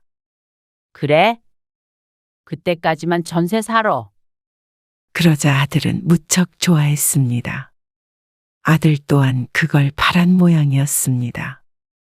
그렇게 결혼을 시켰지만 아들이 경고했던 것처럼 며느리는 늘 김 씨 부부를 당황스럽게 했습니다. 자주 보지는 않았지만 볼 때마다 며느리가 아니라 까다로운 손님을 만난 것 같은 기분이었습니다. 오히려 시부모인 김 씨 부부가 며느리 눈치를 보며 대하게 되었습니다. 결혼을 하고 세 번째 맞은 명절에 아들이 며느리와 함께 찾아와 임신 소식을 전했습니다. 정말 축하해. 요즘 사람들 아이 안 생겨서 고생 많다고 하던데. 정말 잘 됐다. 김 씨는 생각보다 이르게 생긴 손주에 기쁘고 설레었습니다. 그리고 며느리가 잠시 화장실에 간 사이에 아들이 김 씨에게 조심스럽게 말을 꺼냈습니다. 보통은 산후조리원 비용을 시집에서 준다고 하더라고요. 아, 그래? 그게 아니더라도 좀 부담스러운 금액이긴 하죠. 맞벌이를 하는데 산후조리원 비용이 부담스럽다는 말은 조금 이상했습니다. 그런데 아들의 말을 들어보니 부담스러울 수 있을 만한 금액이었습니다. 보름 있다가 나오는 거라고 하지 않았어? 네. 2주일이요. 근데 그렇게 비싸. 이러니까 요즘 사람들이 애를 낳겠어? 그러니까요. 웬만한 사람 한 달 월급인데. 때마침 화장실에서 나온 며느리를 보더니 아들이 말을 멈췄습니다. 시어머니가 알아서 주는 것으로 했으면 하는 눈치였습니다. 남편과 상의해봐야 하겠지만 남편도 좋은 게 좋다는 사람이라 그러라고 할 것 같았습니다. 이제 가자. 며느리가 소파에 앉으며 아들을 향해 말했습니다. 장모님 지금 병원에 계신다고 하지 않았어? 이제 온대. 그래? 사돈이 병원에 계신다고? 김 씨가 아들 내외의 대화에 놀라서 물었습니다. 아, 장모님이 편찮으신 건 아니고요. 뽀미, 장모님 댁에 강아지요. 설사한다고 병원에 데리고 갔다 오신다고 천천히 오라고 그러셨었거든요. 아, 난 또 놀랐잖아.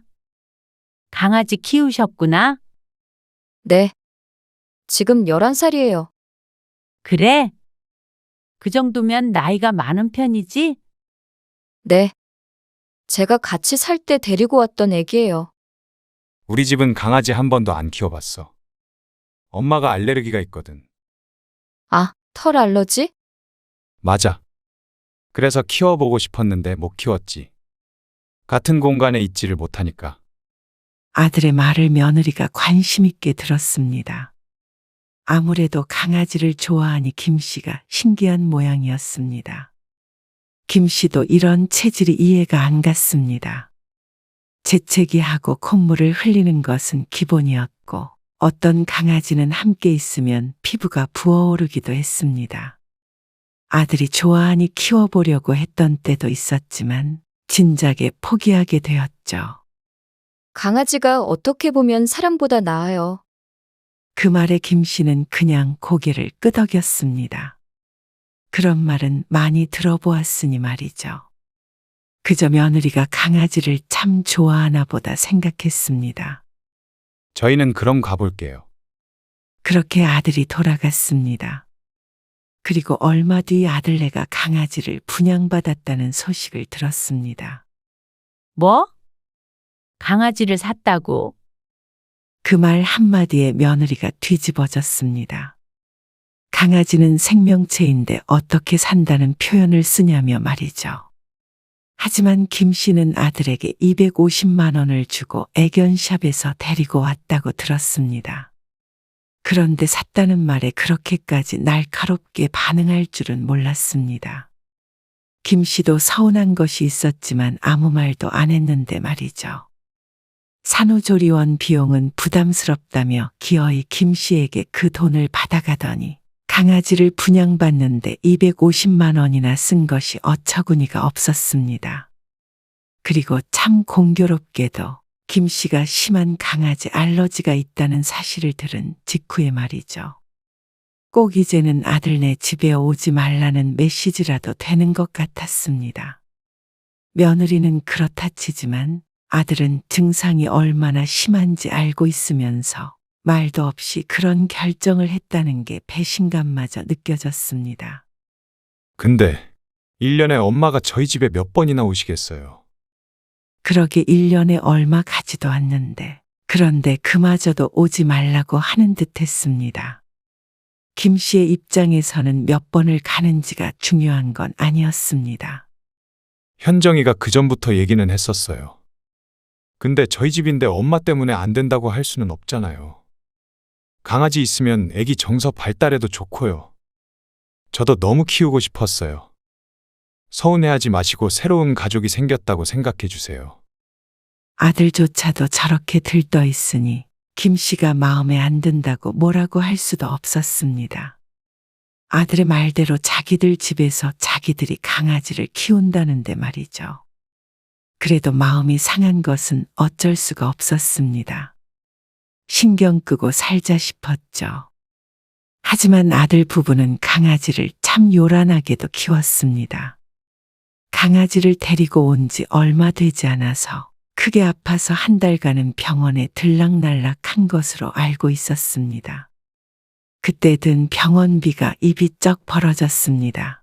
김 씨로서는 앞으로 아기가 태어나면 힘들어서 어떡하나 하는 걱정이 드는 것은 당연한 일이었습니다. 하지만 그 얘기를 했다가는 또 아들 며느리에게 한 소리 듣고 말 테니 말을 아꼈습니다. 키우는 사람들에게는 정말 가족이나 마찬가지라고 하니 말이죠. 엄마, 혹시 지금 저희 집에 좀 가주실 수 있어요? 너희 집엔 왜? 무슨 일 있어? 다급하게 전화를 건 아들 때문에 김 씨의 가슴이 철렁했습니다. 며느리에게 무슨 일이라도 있는 줄 알았죠. 지금 현정이랑 저랑 멀리 나와 있는데요. 뭐? 그런데? 엄마한테 빈 집에는 왜 가보라는 거야? 초코 있잖아요. 지금 홈캠으로 보고 있는데 이상하게 배식기에서 사료가 안 나와서요. 뭐? 그게 다 무슨 말이야? 그러니까 아들이 천천히 설명했습니다. 강아지 때문에 거실에 카메라를 설치했는데 자동으로 사료가 나오는 기계가 작동을 안 하고 있는 걸 확인한 듯 했습니다. 하루에 4번인가 밥을 먹어야 하는데 벌써 2번은 건너뛴 것 같다며 걱정스러워했습니다. 자신들은 밤 늦게 돌아가니 김 씨 보고 가서 밥을 주라는 말이었습니다. 김 씨는 솔직히 망설여졌습니다. 강아지가 있는 공간에 가기가 싫어서 그동안 아들네에 한 번도 가지 못했습니다. 그런데 밥을 주기 위해서 그곳에 발을 들여야 했습니다. 하지만 어쩔 수 없이 집을 나서야 했습니다. 한 끼라도 굶으면 큰일이라도 나는 것처럼 구는 아들의 성화 때문이었습니다. 며느리가 강아지를 좋아하는 게 아니라 아들이 더 한 것 같았습니다. 김 씨가 아들네 집에 도착하자 온몸이 간지러운 것 같은 기분이 들었습니다. 도착한 지 얼마 되지 않았으니 기분 탓이 크겠지만 말이죠. 여기에 있다고 그랬나? 사료를 찾고 있는데 찬장에 진열된 강아지 용품에 귀가 질렸습니다. 사료도 종류별로 있었고 간식으로는 가게를 차려도 될 것 같았습니다. 김 씨가 아들이 일러준 대로 강아지에게 밥을 주고 있는데 빵빵하게 돌아가고 있는 에어컨이 보였습니다. 어쩐지 집안이 너무 서늘하다고 느낀 참이었습니다.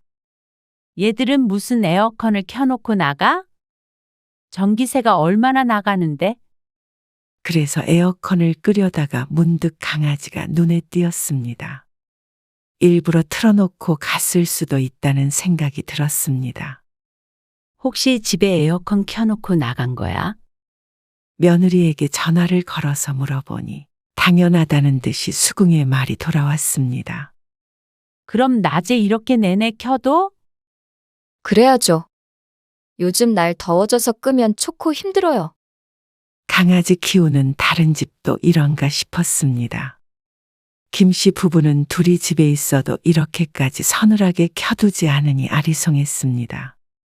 관리비가 궁금했지만 묻지 않았습니다. 그런데 그 잠시간의 침묵을 어떻게 해석했는지 며느리가 발끈하며 말했습니다. 사람들 진짜 이상한 것 같아요. 자식들한테는 더 많이 쓰면서 꼭 강아지한테 쓰는 돈은 아깝다고 그러죠. 아무튼 희한해요. 그 말에 졸지에 이상한 사람이 된 김 씨는 할 말을 잃었습니다. 아무리 그래도 강아지 밥을 주러 여기까지 온 사람한테 할 말은 아닌 듯 했습니다. 그리고 집값 때문에 결혼할 당시 그렇게 예민하게 굴었던 며느리였으니 김 씨도 지금의 며느리 행동이 어처구니가 없었습니다. 다달이 아들네가 강아지한테 쓰는 돈이면 자신들 힘으로 집을 사고도 남을 것 같았습니다. 그 와중에 터져나오는 재채기에 제대로 된 대꾸를 하지도 못했습니다. 며느리는 역시나 시어머니 눈치라고는 눈꼽만큼도 보지 않았습니다.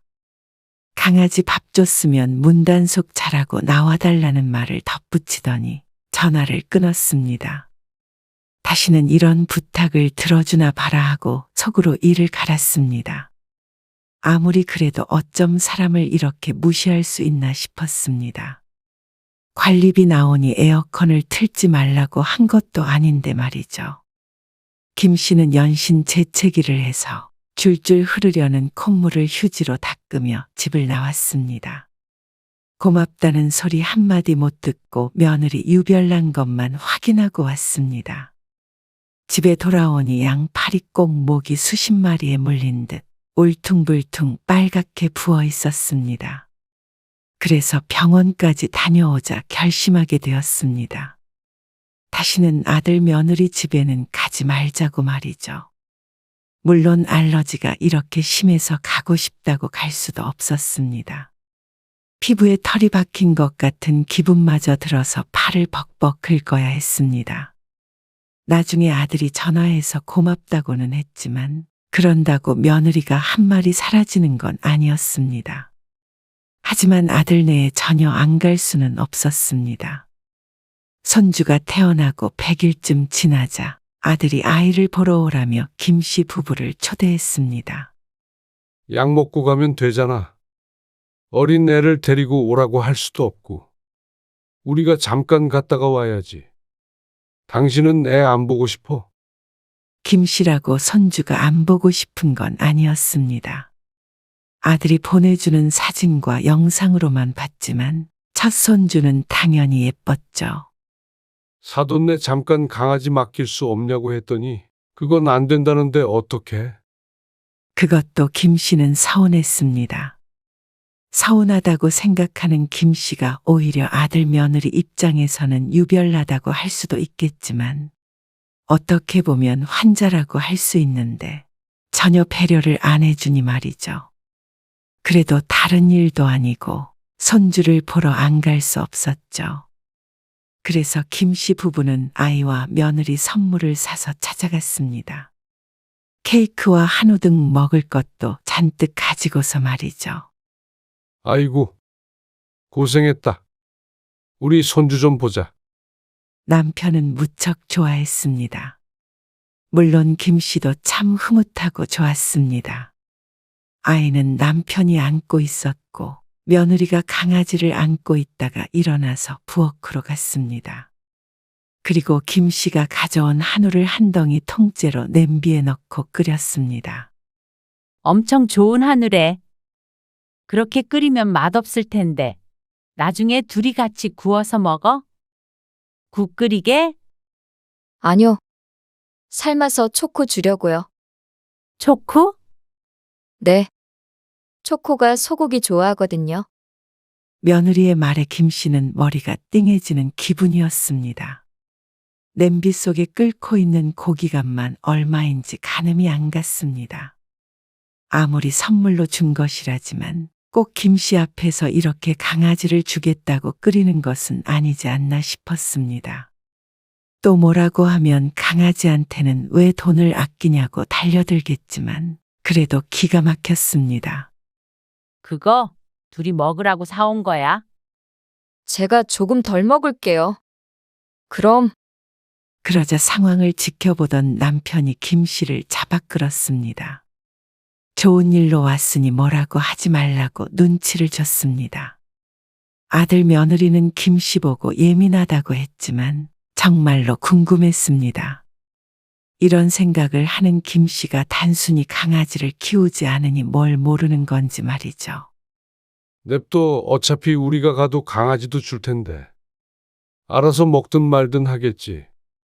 남편의 말에 김 씨도 입을 꾹 다물었습니다. 근데 애랑 같이 이렇게 둬도 되나? 발톱에 긁히거나 그러진 않겠지.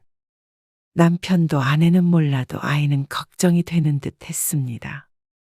그러자 아들이 태연하게 말했습니다. 안 그래도 문 설치했었는데 초코가 답답해서요. 다음 주 월요일부터 낮에는 유치원에 보내기로 했어요. 뭐? 벌써 유치원에 갈 수 있어? 너무 어리잖냐? 남편은 손주를 유치원에 보낸다는 말인 줄 알고 놀라서 되물었습니다. 그러자 아들이 웃으며 고개를 저었습니다. 아니요. 갓난아기를 어떻게 유치원에 보내요? 초코 유치원이요. 한 달에 몇십만 원 줘야 하는 게 유치원인지 어딘지를 보낸다는 말에 어이가 없는지 남편도 입만 벌리고 있었습니다. 아들 며느리가 하는 걸 보니 꼭 강아지가 첫째 아이이고 막 태어난 아기는 둘째 아이라고 생각하는 것 같았습니다. 그런데 30분쯤 있다가 사고가 났습니다. 김 씨가 아이를 안고 있다가 잠이 들었기에 거실 이불 위에 조심히 눕히는데 강아지가 확 뛰어들었습니다. 놀란 마음에 김 씨가 팔을 들어 아이를 막았는데 그대로 강아지에게 손목을 물려버렸습니다. 김 씨가 소리를 지르며 팔을 휘두르자 강아지가 떨어져 나갔습니다. 그러자 며느리가 비명을 질렀습니다. 초코야. 김 씨는 피가 떨어지는 손목을 감싸쥐고 신음을 흘렸습니다. 그런데 그것에 아랑곳하지 않고 며느리는 바닥에 부딪힌 강아지만 살폈습니다. 그러더니 김 씨에게 소리쳤죠. 어머니, 초코를 집어던지시면 어떡해요? 애 큰일 날 뻔했잖아요. 그러자 김 씨도 더는 참지 못하고 대꾸했습니다. 지금 걔가 애기한테 달려들었어. 어머니가 팔을 휘두르니까 놀라서 문 거잖아요. 초코는 안 물어요. 그러면 나는 물린 게 아니라 뭐야? 원래 둘째 생기면 첫째가 질투해서 심술 부리기도 하는 거라고요? 알지도 못하시면서. 그러면서 자기가 다 서럽다는 듯 가슴을 들썩거렸습니다. 그 모습에 하도 어이가 없기도 하고 손목이 아프기도 해서 김 씨도 버럭 소리를 쳤습니다. 애가 물리면 어떡할 거냐고 말이죠. 그러자 아들이 얼른 다가와서 수건으로 김 씨의 손목을 감쌌습니다. 흰 수건이 순식간에 붉게 물들었습니다. 얼른 병원 가요.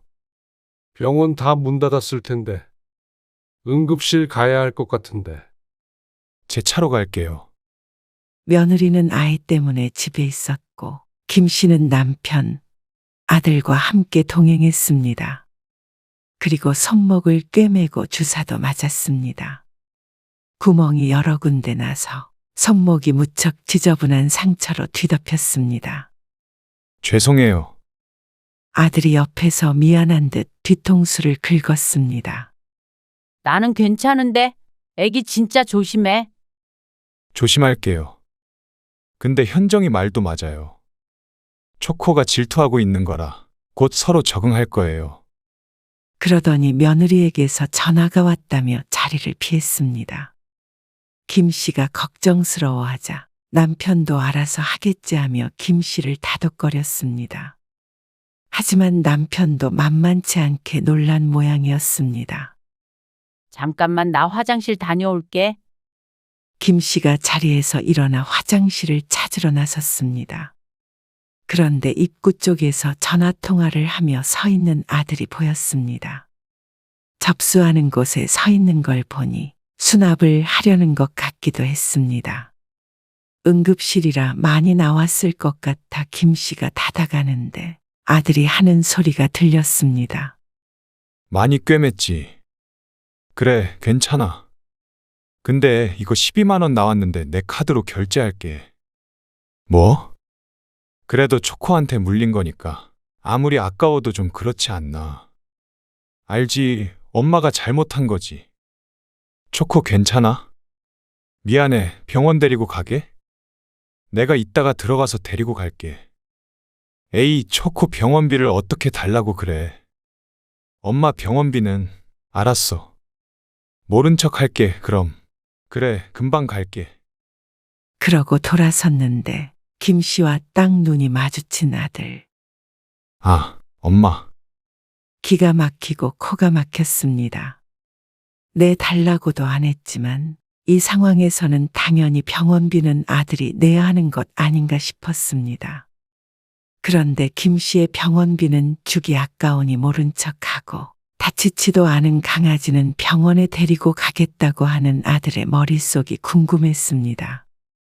며느리가 먼저 그렇게 말한 것 같긴 하지만 그에 동조하는 아들도 아주 똑같았습니다. 서로 더도 말고 덜도 말고 똑같은 사람들이었죠. 아무리 강아지가 중요하다고 해도 부모 병원비 10만 원은 아깝나 싶었습니다. 지난번에 무슨 강아지 수술을 한다고 160만 원을 썼다는 말에 기함을 했었는데 말이죠. 이래서 자식 다 키워봐야 소용없다는 말이 정말이었습니다. 하지만 보통 강아지 때문에 이런 말을 하는 경우는 주변을 뒤져도 없을 것 같았습니다. 너는 강아지 유치원비는 6, 70만 원은 그냥 쓰고 수술비며 뭐며 100 얼마 나가는 것도 안 아깝고 집은 강아지 간식으로 가득 채워놓고 그렇게 지극정성이면서 엄마 응급실 비용 10만 원이 아깝니? 아니, 그게 아니고요. 오해예요. 그리고 뭐? 내가 잘못한 거라고? 그러면 아기가 물렸어야 만족할래? 아기가 물리긴 왜 물려요. 엄마가 팔을 휘두르시니까. 황당하다, 황당해. 너희들 유별난 건 알고 있었지만 이 정도일 줄은 몰랐다. 그냥 알아서 하겠거니 하고 봤는데 도를 지나친다. 며느리는 시부모에 대한 예의라고는 없고 말이야. 너도 똑같아. 그건 엄마가 초코를 못마땅해 하시니까. 너 이거 안 보여? 김 씨는 물리지 않은 반대쪽 팔을 들어 올렸습니다. 알러지 약을 먹었지만 불긋하게 피부가 물들어 있었습니다. 싫어하는 게 아니라 같이 있지 못하는 거야. 그런데 그거 듣자마자 이때다 싶어 강아지 데려온 것도 서운했는데 아무 말 안 했다. 그리고 너희 강아지 키우는 거로 뭐라고 한 적 있어? 초코가 현정이한테는 정말 첫째 딸이나 마찬가지예요. 그래. 사람 하나, 강아지 하나, 애 둘 잘 키워라. 김 씨는 남편을 불러서 수납을 하고 먼저 병원을 나왔습니다. 아들은 난감한 듯 제자리를 서성거렸지만 쫓아오지 않았죠. 그리고 김 씨는 아들이건 전화도 받지 않았습니다. 남편이 아들과 통화하면서 실랑이를 하는 것 같았지만 언성이 점점 높아지는 것이 남편도 아들 때문에 기분이 상한 듯 했습니다. 다신 연락하지 말어. 남편도 학을 뗀 듯 했습니다. 그래서 김 씨는 손목이 회복될 때까지 아들과 연락하지 않았습니다. 그런데 3달쯤 흐른 뒤에 아들과 며느리가 김 씨 부부를 찾아왔습니다.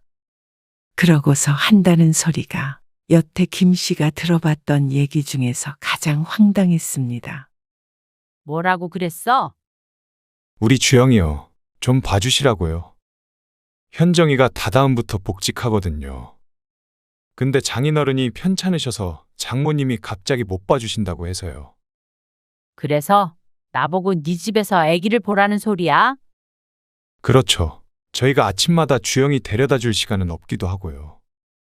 기가 차서 말이 안 나왔습니다. 너희게는? 집에 있죠. 대신에 엄마 계신 동안에는 안전문 설치해서 못 나오게 할게요. 너는 피부가 부풀고 물리기까지 한 나한테 어떻게 그 집에 다시 가서 애를 보라는 소리를 해?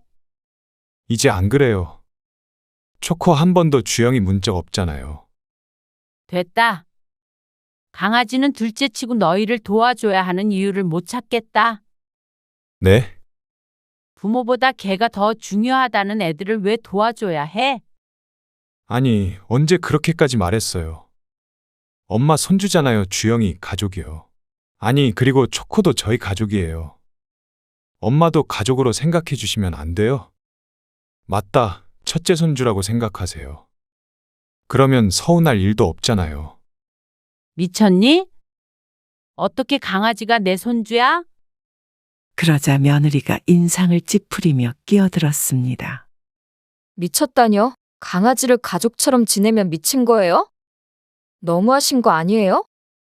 너는 너희 가족처럼 지내. 나는 사람이랑만 가족할 테니까. 가족이니 애완견이니 하는 것에 대해서 깊게 생각해 본 적도 없었습니다. 그러니 당연히 반감도 없었는데 아들 며느리 때문에 강아지라면 치가 떨렸습니다. 네 생각에도 우리는 가족이야? 가족 맞죠? 가족 병원비 내주는 게 그렇게 아까워 그러면 그러자 며느리가 입을 다물었습니다. 아들 통해서 충분히 그날의 일을 들었을 것이었습니다. 너희는 나랑 강아지가 물에 빠져도 강아지부터 구할 애들이야. 그러자 며느리가 턱을 치켜들며 말했습니다. 당연하죠. 어머님도 당연히 자식부터 구하지 않겠어요? 그 말에 김 씨는 전의를 상실했습니다. 말이 통해야 대화라는 걸 할 수 있는 법이었습니다. 애초에 생각의 흐름과 그 시작점이 달랐습니다.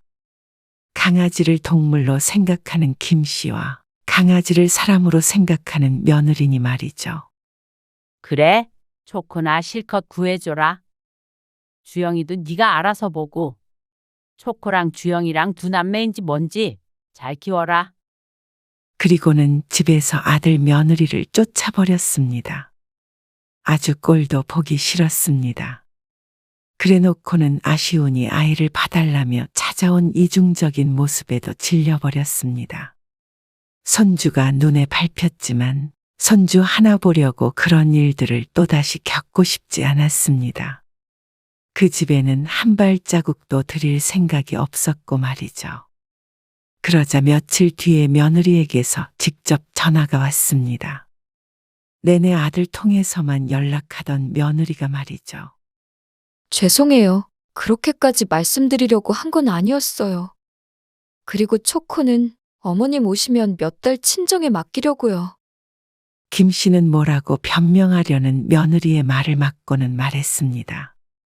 내 생각에는 변함이 없고 걔가 없어도 애 봐줄 생각 없다. 어머님, 그러니까 첫째도 둘째도 네가 다 키워라. 그렇게 전화를 끊었습니다. 며느리는 다시 전화를 걸지 않았습니다. 다만 아들에게서는 다시 연락이 왔습니다. 그렇게 헤어진 지 한참 만에 말이죠. 근데 엄마, 그 집 말이에요. 무슨 집? 나중에 퇴직하시면 작은 집으로 옮기시고 저희 보태주신다고 하셨잖아요. 김 씨는 이제서야 그 생각이 났지만 그것 때문에 전화한 아들 때문에 기가 찼습니다. 아마 물어보려고 고민이 많았을 것이었습니다. 하지만 택도 없는 소리였습니다. 나는 무슨 말인지 모르겠다. 모르겠다니요. 작은 집으로 옮기고 남은 돈은 노후 자금으로 써야지. 어떻게 널 주니?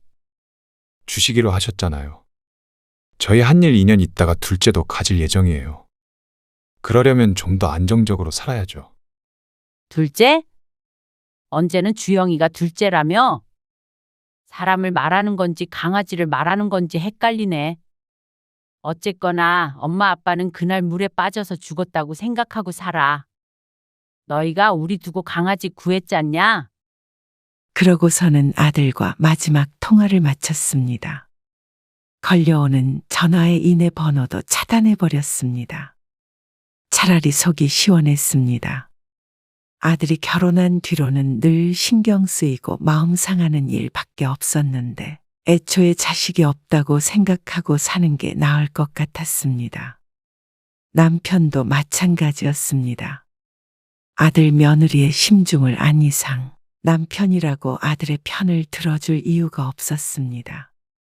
부모에게는 돈이나 노동력만을 바라고 대접은 강아지보다도 못하니 어느 부모가 자식의 곁에 머물고 싶을까요?